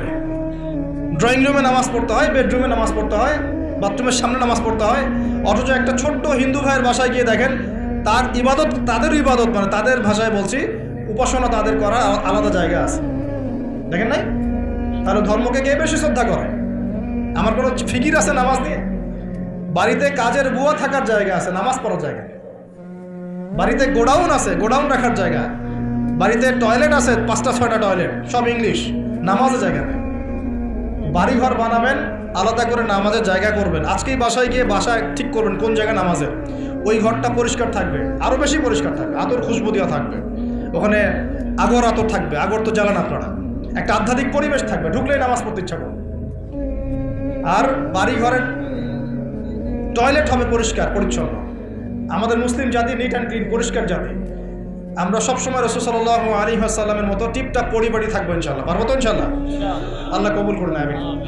রাতের বেলা অবশ্যই সূরা বাকারা শেষের 3 আয়াত পড়তেই হবে। পারা যাবে ইনশাআল্লাহ? নিজের উপর এটাকে ফরজ করে নিয়ে নেবেন। আর 3 নাম্বার, তৃতীয় হাদিয়া এটা যেটা বলছিলাম, আল্লাহ পাক তার নবীকে ওয়াদা করেছেন। এই ওয়াদাটা খুব ভালো করে শোনেন। আল্লাহ পাক তার নবীকে একটা ওয়াদা করেছেন, হে নবী মুহাম্মদ সাল্লাল্লাহু আলাইহি ওয়াসাল্লাম, তোমার উম্মতের যে কোনো ব্যক্তি যদি আসমান জমিনের সমান গোনা নিয়ে আমার সামনে দাঁড়ায়, আসমান জমিন সমান গোনা মানে সুদ খাইছে, ঘুষ খাইছে, ধরেন দুর্নীতি করছে, আপনার জেনা করেছে, হ্যাঁ চুরি করেছে, ইত্যাদি ইত্যাদি, অনেক পাপ করেছে। হয়তো কিছু পাপের শাস্তি দুনিয়ায় পেয়েছে, কিছু শাস্তি মৌতের সময় যন্ত্রণার সময় পেয়েছে, কিছু শাস্তি কবরে পেয়েছে, আবার কিছু শাস্তি হাসরের মাঠে পেয়েছে। এভাবে শাস্তি দেওয়া হবে ধাপে ধাপে, এবং এর মধ্য দিয়ে গোনাগুলো মাফ হবে। আবার কিছু সময় আল্লাহ পাক পরীক্ষা করেছেন, জান দিয়ে, মাল দিয়ে, সম্পদের ক্ষতি দিয়ে। তো তোমার উম্মতের যে কোনো ব্যক্তি যত বড় পাপ নিয়ে আসুক না কেন, আসমান জমিন ভরায় ফেলুক পাপ দিয়ে, কিন্তু তার আমল নামায় যদি আমার সাথে শিরকের পাপ না থাকে, আমি তার সামনে আসমান জমিন সমান ক্ষমা নিয়ে হাজির হব ইনশাআল্লাহ। মানে আল্লাহ মাফ করে দিবেন। তাহলে প্রিয় ভাই, শিখলাম যে আমাদের আমল নামাকে শিরক মুক্ত করতে হবে। রাজি আছেন ইনশাআল্লাহ? যত রকম শিরক আছে, চিন্তার শিরক, আপনার কাজের শিরক, কথার শিরক, সমস্ত শিরক ত্যাগ করতে হবে।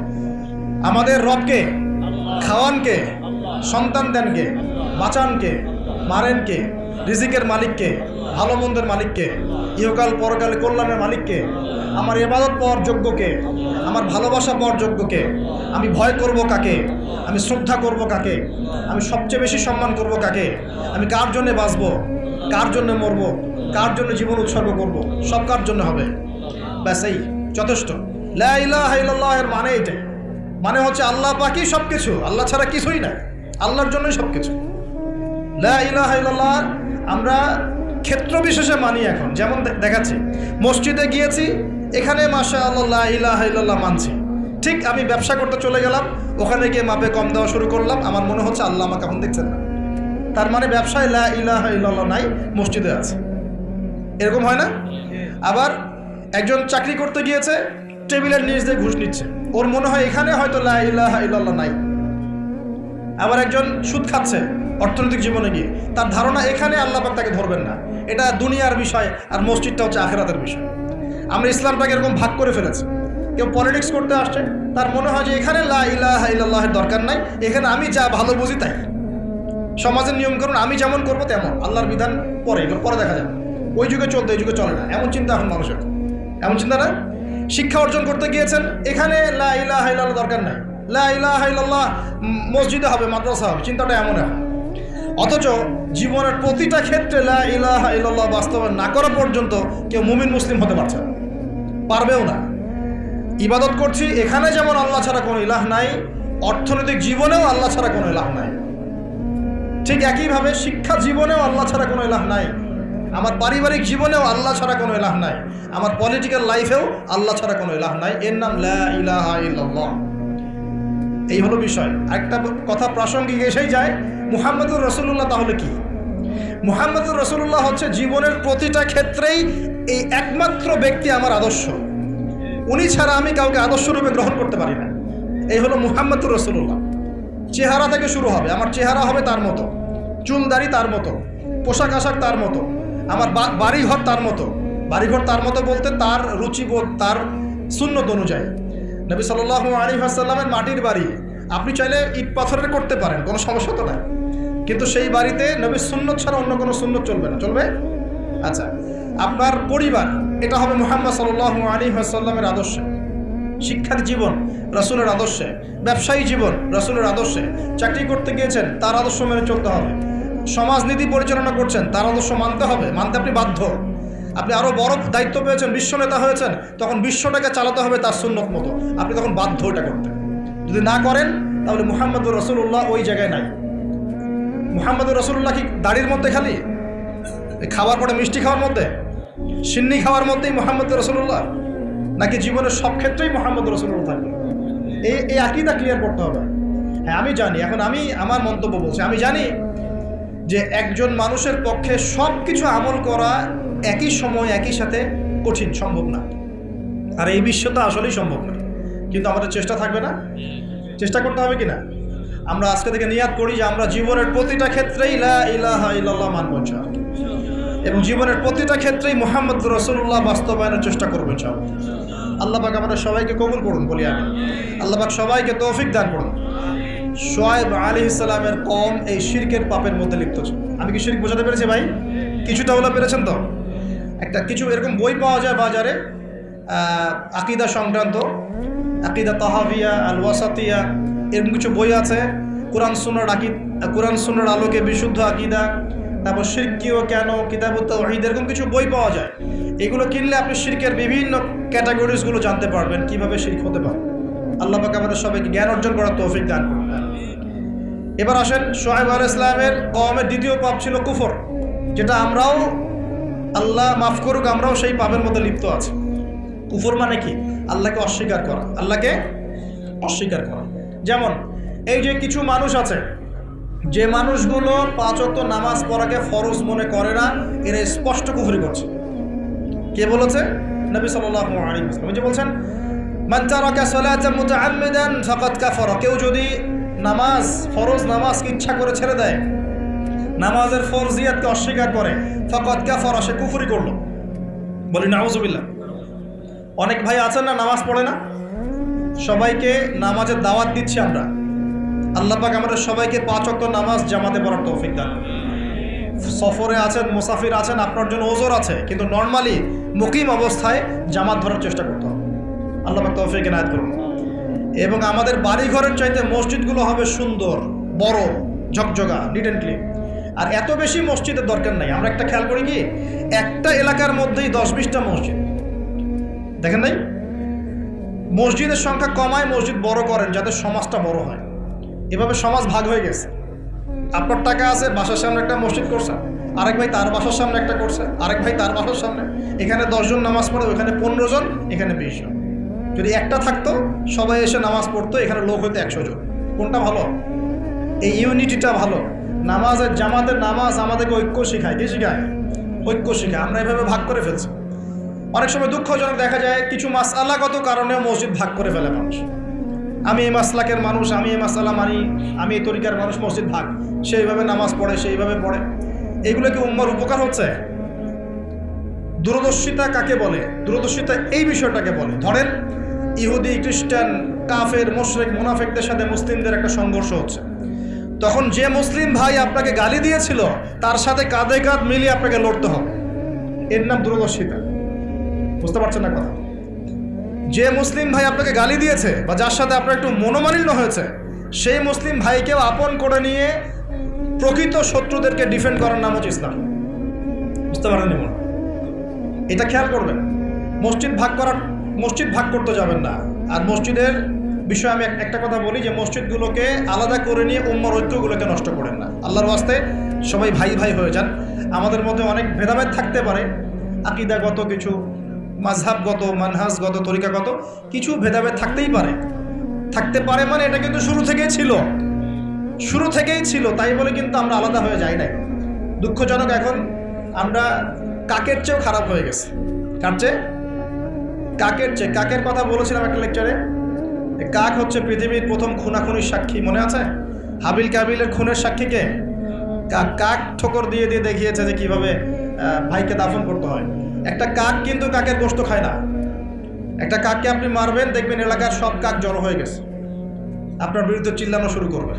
কিন্তু এখন মুসলমানের সম্পদ খায়, মুসলমানের ইজ্জত খায়, মুসলমানের জান খায়, মুসলমানের মান খায়। তা আমরা কি কাকের চেয়ে উত্তম হলাম না অধম হলাম? কথা ঠিক না ঠিক বলেন?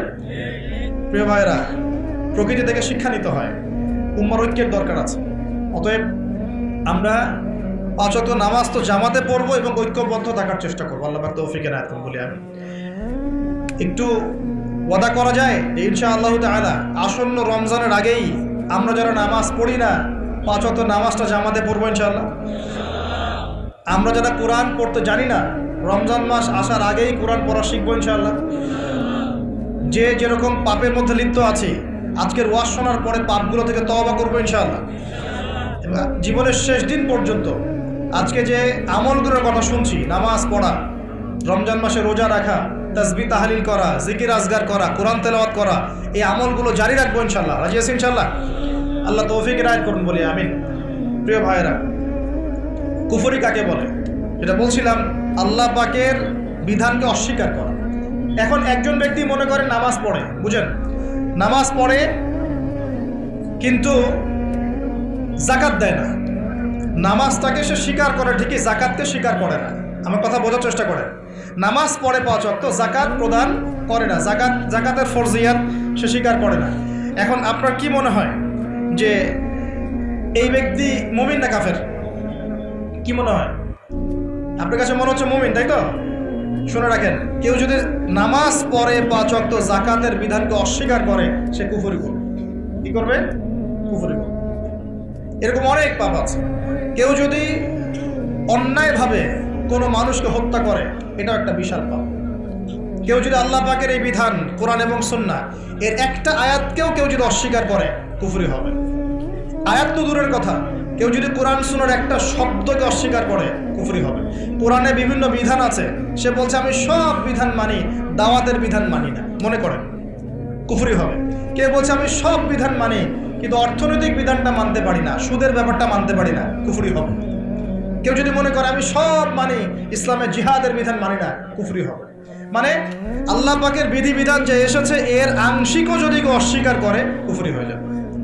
অলসতা করে আমল করতে না পারা এক জিনিস, আর অস্বীকার করা আর এক জিনিস। কেউ যদি বলে আমি নামাজ অস্বীকার করি না, নামাজ ফরজ আমি মানি কিন্তু মাঝে মাঝে পড়তে পারছি না, এর জন্য আমি অনুতপ্ত, ইনশাআল্লাহ আল্লাহ চাইলে তাকে মাফও করতে পারে।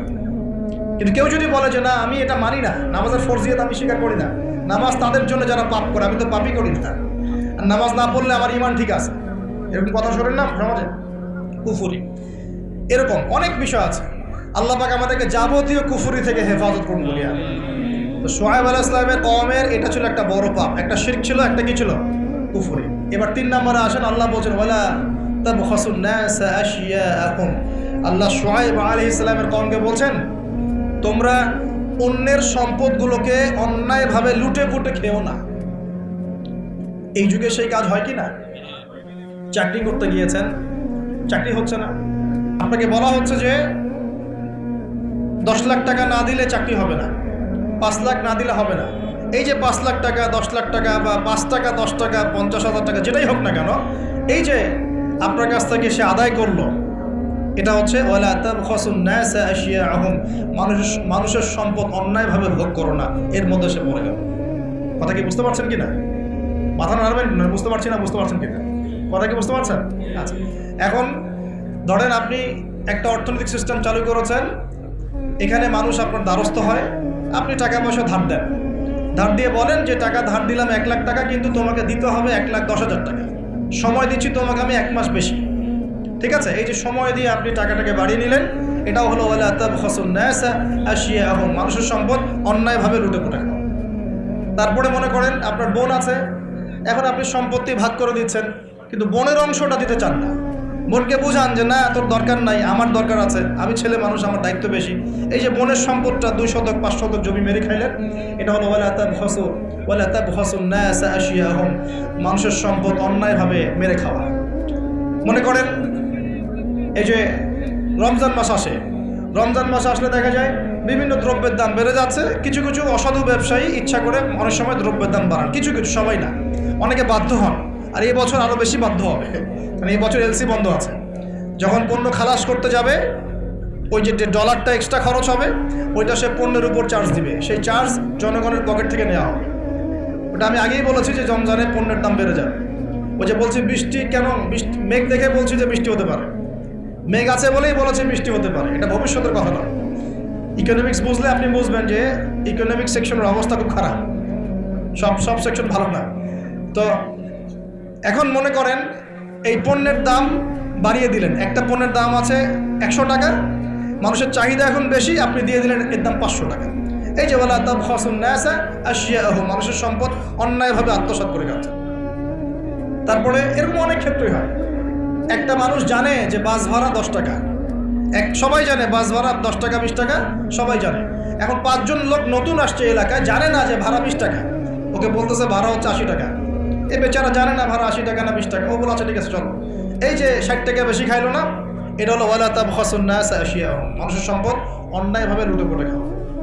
মানে যত রকম দুর্নীতি হয় টাকা পয়সা নিয়ে অর্থনৈতিক সেকশনে, সব কিছুই শুআয়ব আলাইহিস সালামের কওমের এই চরিত্রের সাথে মিলে যায়। ওয়ালা তাবখাসুন নাসা আশিয়াহুম, এই যে এখন টাকা পয়সা দিয়ে চালাচ্ছেন কাগজের টাকা, অনেক দিন বলেছি, মনে করেন আজকে থেকে সম্ভবত 15-20 বছর হবে, এরকম সময় হবে, তখন সোনার ভরি ছিল 22,000 টাকা, মনে আছে আপনাদের? হ্যাঁ, 22 থেকে 24-25 হাজার টাকা ভরি ছিল। এখন সোনার ভরি কত? 1 লাখ টাকা 80,000 টাকা আছে। এখন মনে করেন, বুঝেন ভালো করে বুঝেন, মনে করেন এখন আমি 1 লাখ টাকা দিয়ে 1 ভরি সোনা কিনলাম, ঠিক আছে? বুঝতে পারতেছেন? 1 লাখ টাকা দিয়ে 1 ভরি সোনা কিনলাম, কিনে আমি সোনাটাকে রেখে দিলাম আমার স্ত্রীর কাছে, যে তুমি এটা রাখো, তোমার কাছে রেখে দাও, 4-5 বছর 10 বছর রেখে দাও। আর আপনি 1 লাখ টাকা দিয়ে সোনা কেনেন নাই, আপনি 1 লাখ টাকাটা 1 লাখ টাকাই রেখে দিয়েছেন, ঠিক আছে? দুজন ব্যক্তি, একজন আমি একটু বোকা মানুষ, এই জন্য আমি কী করছি, 1 লাখ টাকা দিয়ে 1 ভরি সোনা কিনে বাসায় রেখে দিয়েছি, আমার স্ত্রীর কাছে আছে মনে করেন। এখন আপনি অনেক চালাক মানুষ, আপনি মনে করেছেন না এগুলোর দরকার নাই, তা আমি 1 লাখ টাকা ক্যাশই রেখে দিই। এখন 10 বছর পর আপনারটা বের করবো, আমারটা বের করবো। 10 বছর পর আপনারটা আপনি বের করেন, আমারটা আমি বের করি, দেখবেন আমার ওই এক ভরি সোনার দাম 1 লাখ টাকা থেকে হয়ে গেছে 2 লাখ টাকা, আর আপনার ওই 1 লাখ টাকা 10 বছর পর হয়ে গেছে 80,000 টাকা 70,000 টাকা বা আরও কম। তাহলে কে চালাক কে বোকা? এখানে এই পুরো মনিটরি সিস্টেমটা দিয়ে পুরো বিশ্ব জুড়ে, এটা বৈশ্বিক সংকট, পুরো বিশ্ব জুড়ে মানুষের টাকা শ্রম এগুলো লুটে পুটে খাওয়া হচ্ছে। এটা হলো ওয়ালা তাবখাসুন নাসা আশিয়াহুম, মানুষের সম্পদ অন্যায়ভাবে ভোগ করো না। এগুলা ইসলামিক কারেন্সি না, এগুলো বোঝাতে এখন ওলামায়ে কেরামদেরকেও বোঝাতে হয় যে এগুলো ইসলামিক কারেন্সি না। রাসূলুল্লাহ সাল্লাল্লাহু আলাইহি ওয়াসাল্লামের সময় দিনার আর দিরহাম ছিল। আপনাদের কি মনে আছে আসহাবুল কাহাফ 309 বছর ঘুমিয়েছিল? কত বছর?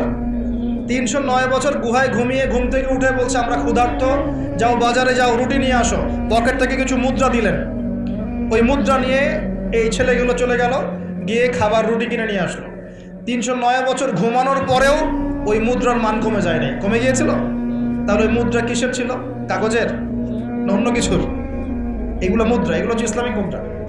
তো ইসলামিক কারেন্সির বিষয়টা কি, এর মান কখনো পড়ে যাবে না। ইসলামিক কারেন্সির মান কখনো পড়ে যাবে না, কারণ টাকার মান পড়ে গেলে আপনার শ্রমটা চলে যায়। ওই যে 1 লাখ টাকা হয়ে গেল 70,000 টাকা, তার মানে 30,000 টাকা শ্রম আপনি হারিয়ে ফেললেন। ওই 30,000 টাকা কামাই করতে হয় নাই, কামাই করার জন্য এই পাথর ভাঙতে হয় নাই, কষ্ট করতে হয় নাই, কত কষ্ট করতে হয়েছে, তারপরে আপনি 30,000 টাকা পেয়েছেন। এমন মান যদি গায়েব হয়ে যায়, তার মানে আপনার শ্রম তো চলে গেল। আর আমি যদি আপনাকে বলি ভাই আমার খেতে কাজ করেন 1 মাস, বেতন হলো 30,000 টাকা, আপনি 1 মাস কাজ করলেন, 1 মাস কাজ করার পরে আমি বললাম টাকা দিতে পারবো না, আমাকে আস্ত রাখবেন না পিটাবেন? এটা জুলুম হবে কি না? কিন্তু এভাবেই বিশ্ব থেকে মানুষের সম্পদ আস্তে আস্তে গায়েব, কোথায় যে গায়েব হয়ে যাচ্ছে। আসলে যখন এখানে একটা পাত্র, এখানে একটা পাত্র আছে, এখান থেকে পানি নিয়ে আমি এখানে ঢাললাম, তাহলে কোনো জায়গা থেকে পানি গিয়ে কোনো জায়গাতে পড়লো নাকি? নাকি পানিটা বাতাসে গায়েব হয়ে গেছে? হ্যাঁ, বুঝতে পারেন না? ব্যবসা করছেন, লাভ লস, কেউ লাভ করবে কেউ তো লস করবে, নাকি? নাকি এটা গায়েব হয়ে যাবে, বাতাসে গায়েব হয়ে যায়? তার মানে যে সম্পদগুলো বিশ্ববাসী হারাচ্ছে, এগুলো কোনো এক শ্রেণীর কাছে গিয়ে জমা হচ্ছে। কাদের কাছে গিয়ে জমা হচ্ছে এটা বোঝেন, এখন নিজেই বোঝেন। বিশ্বের দিকে তাকায় দেখেন, বিশ্বের কোন অংশ ধনী হচ্ছে আর কোন অংশ গরিব হচ্ছে দেখেন। কে বোঝাবে এগুলা? ইকোনমিক্স নিয়ে পড়াশোনাই বা করে কয়জন, আর বোঝেই বা কয়জন, আর এগুলো কোরআন সুন্নাহর সাথে মেলাই বা কয়জন? তো ওয়ালা তাবখাসু নাস আশিয়াহুম, এই যে আয়াতটা গভীর আয়াত, তোমরা মানুষের সম্পদ অন্যায়ভাবে লুটে পুটে খেও না, যেটা এখনকার বিশ্বের সুন্নত হয়ে গেছে। এই তিনটা পাপের সাথে আরেকটা পাপ ছিল ওয়াউফুল কাইলা ওয়াল মিজান, এই তোমরা ভালো করে মাপে ওজন ঠিক করে দিবে। কারণ শুআয়ব আলাইহিস সালামের কম ওজনে কম দিত, এখন ব্যবসায়ীরা করে না, ওজনে কম দেয়, মিথ্যা কসম করে পণ্য বিক্রি করে, বলে আল্লাহর কসম ভাই টাটকা জিনিস খান, 3 দিনের বাসি জিনিস খাওয়ায়, করে না এগুলো? বলে খাঁটি ফ্রেশ জিনিস এখন নিয়ে আসলাম বাজার থেকে, অথচ এটা ফরমালিন মাইরে পচায় মানুষকে খাওয়াচ্ছে। যে খাবার খেলে মানুষের রোগ ভালো হইতো, সেই খাবার খেলে মানুষ এখন অসুস্থ হয়ে যাচ্ছে। কার কারণে হচ্ছে? মাছে ভেজাল, মাংসে ভেজাল, গবাদি পশুতে ভেজাল, চালে ভেজাল, প্লাস্টিকের চাল বের হয়েছে, বেরোনে প্লাস্টিকের চাল, ডিমও নতুন নতুন ডিম বের করছে, ডিম ম্যানমেড ডিম, মানুষ বানিয়েছে ডিম। আপনারা গ্রামাঞ্চলের মানুষ হয়তো বোঝেন কি না, কিন্তু শহরে এগুলো খুব চলে, 2 নম্বরই খুব বেশি। কোনটা খাঁটি কোনটা ভেজাল আপনি খুঁজতে মনে হবে যে মৌমাছির মতো খুঁজতে হচ্ছে। রুট লেভেল থেকে খাবার নিয়ে আসতে হয়, একদম রুট লেভেল থেকে, না হলে বিশ্বাসই হয় না যে খাবারটা খাঁটি না ভেজাল। মাংসে ভেজাল, মাছে ভেজাল, আপনার চালে ভেজাল, ডালে ভেজাল, সবখানে ভেজাল। এই ভেজালগুলো কারা করতেছে? মুসলিমরা না অমুসলিমরা? আস্তাগফিরুল্লাহ। দেখছেন? আর একটা হাদিস স্পষ্ট, সবাই বলে কিনা জানি না, হাদিসটা আমি বলি, সেটা হলো নবী সাল্লাল্লাহু আলাইহি ওয়াসাল্লাম বলেছেন, যখন কোনো কওমের মানুষরা এরকম আমানতের খেয়ানত করা শুরু করে, প্রতারণা করা শুরু করে, মাপে কম দেওয়া শুরু করে, মিথ্যা কসম করে পণ্য বিক্রি করা শুরু করে, আল্লাহ পাক ওই কওমের উপরে আল্লাহর গজব, দুর্ভিক্ষ নাযিল করে। তো দুর্ভিক্ষ আমার উপর আসবে না, তা কার উপর আসবে? একটা বিষয় খুব অবাক হচ্ছিলাম যে যারা একটু ইসলাম প্র্যাকটিস করার চেষ্টা করছে, ওদের ওখানে ভূমিকম্প কেন? ভূমিকম্প তো আমার উপর হওয়ার কথা ছিল, কারণ আমরা তো দুনিয়ার পাপে লিপ্ত আছি, জেনা, ব্যভিচার, পরকিয়া, পতিতালয়, আল্লাহর সাথে কুফরি, শিরক, মাপে কম দেওয়া। সুবহানাল্লাহ, আল্লাহ ছাড়বেন না, কিন্তু যদি আমরা সতর্ক হয়ে ফিরে না আসি, আল্লাহ পাক ছাড়বেন না, কিন্তু মনে রাখেন, আল্লাহ পাক আমাদের সবাইকে শিক্ষা নেওয়ার তৌফিক দান। এখানে শুআয়ব আলাইহিস সালামের কওমের 4টা অপরাধ আমি বলেছি। 1 শিরক, আমার সাথে বলেন। একটা হলো শিরক, যেটা আমি ব্যাখ্যা করে দিলাম, 3 ভাগে হয়, কথায় হয়, কাজে হয়, চিন্তায় হয়। 2 নাম্বার কুফর, যেটা মানে আল্লাহর বিধানকে অস্বীকার করা। 3 নাম্বার হচ্ছে মাপে কম দেয়া, যেটা আমরা এখন অহরহ দিচ্ছি, ভেজাল, পণ্যে ভেজাল, ব্যবসায়ীরা সতর্ক হয়ে যান। আর 4 নাম্বার হচ্ছে কি? মানুষের সম্পদ অন্যায়ভাবে লুটে পুটে খাওয়া। এই যে দুর্নীতি, সুদ, ঘুষ, এগুলোর মধ্য দিয়ে আমরা সবার সম্পদ লুটে পুটে খাচ্ছি। এই 4টা পাপ করতো বলে আল্লাহ পাক কি করেছেন শোনেন। এই 4টা পাপ করতো বলে আল্লাহ রাব্বুল আলামিন কোরআনে, এই আল কোরআনুল কারীমে 4 বার এই আয়াত নাযিল করেছেন। কতবার? 4 বার। মিলও আছে, 4টা পাপ 4 বার আয়াত আল্লাহ পাক নাযিল করেছেন যে ফাকাযযাবুহু, তারা শুআয়বের কওম শুআয়বকে অস্বীকার করলো। ফাকাযযাবুহু ফাআখাযাতহুমুর রাজফাতু ফাসবাহু ফি দারিহিম জাথিমিন। এই যে 4টা পাপ করতে থাকলো, আর শুআয়ব তাদেরকে দাওয়াত দিল আলাইহিস সালাম, তারা শুআয়বকে অস্বীকার করলো, তখন তাদেরকে পেয়ে বসলো আমার পক্ষ থেকে প্রচণ্ড একটা ভূমিকম্প। বলেন নাউযুবিল্লাহ। পৃথিবীর ইতিহাসে সর্বপ্রথম এই কওমে শুআয়ব, এই যে কওমে মাদিয়ান, শুআয়ব আলাইহিস সালামের কওম, এই কওমকে ভূমিকম্প দিয়ে ধ্বংস করা হয়েছে। পৃথিবীর ইতিহাসে প্রথম কোন কওমকে ধ্বংস করা হয়েছে ভূমিকম্প দিয়ে? শুআয়ব আলাইহিস সালামের কওম, কওমে মাদিয়ানকে। কিভাবে? আল্লাহ পাক মেঘ দিয়েছেন, কালো মেঘ, তারা মনে করেছে খুব বৃষ্টি হবে, তারা সবাই এক জায়গায় জড়ো হয়েছে। তার আগে প্রায় 40 দিন পর্যন্ত বৃষ্টি নাই, খুব খরা, ফসল ফলছে না, দুর্ভিক্ষ হচ্ছে। যে ভাবে কম দিলে দুর্ভিক্ষ হয়, দুর্ভিক্ষ হচ্ছে, কোনো ফসল ফলে না। তখন একদিন আল্লাহ পাক দিলেন কি? এই যে কালো মেঘ। সবাই মনে করলো হ্যাঁ এবার বৃষ্টি হবে, এবার বৃষ্টি হবে, সবাই চলো, খুশি, সবাই খুব উৎফুল্ল, সবাই মিলে জড়ো হলো একটা জায়গায় যেখানে কালো মেঘ জমেছিল। আল্লাহ পাক ওই পুরো জায়গাটাকে ভূমিকম্প দিয়ে ধসিয়ে দিলেন মাটির মধ্যে। সর্বপ্রথম আল্লাহ পাক ভূমিকম্প দিয়ে ধ্বংস করলেন শুআয়ব আলাইহিস সালামের কওমকে 4টা অপরাধের কারণে। 1, তারা শিরকের পাপে লিপ্ত ছিল। 2, তারা কুফরির পাপে লিপ্ত ছিল। 3, তারা মাপে কম দিত। আর 4, তারা অন্যের সম্পদ অন্যায়ভাবে গ্রাস করে আত্মসাৎ করে। এই 4টা পাপ আমাদের মধ্যে আছে কিনা ভাই? আছে কিনা?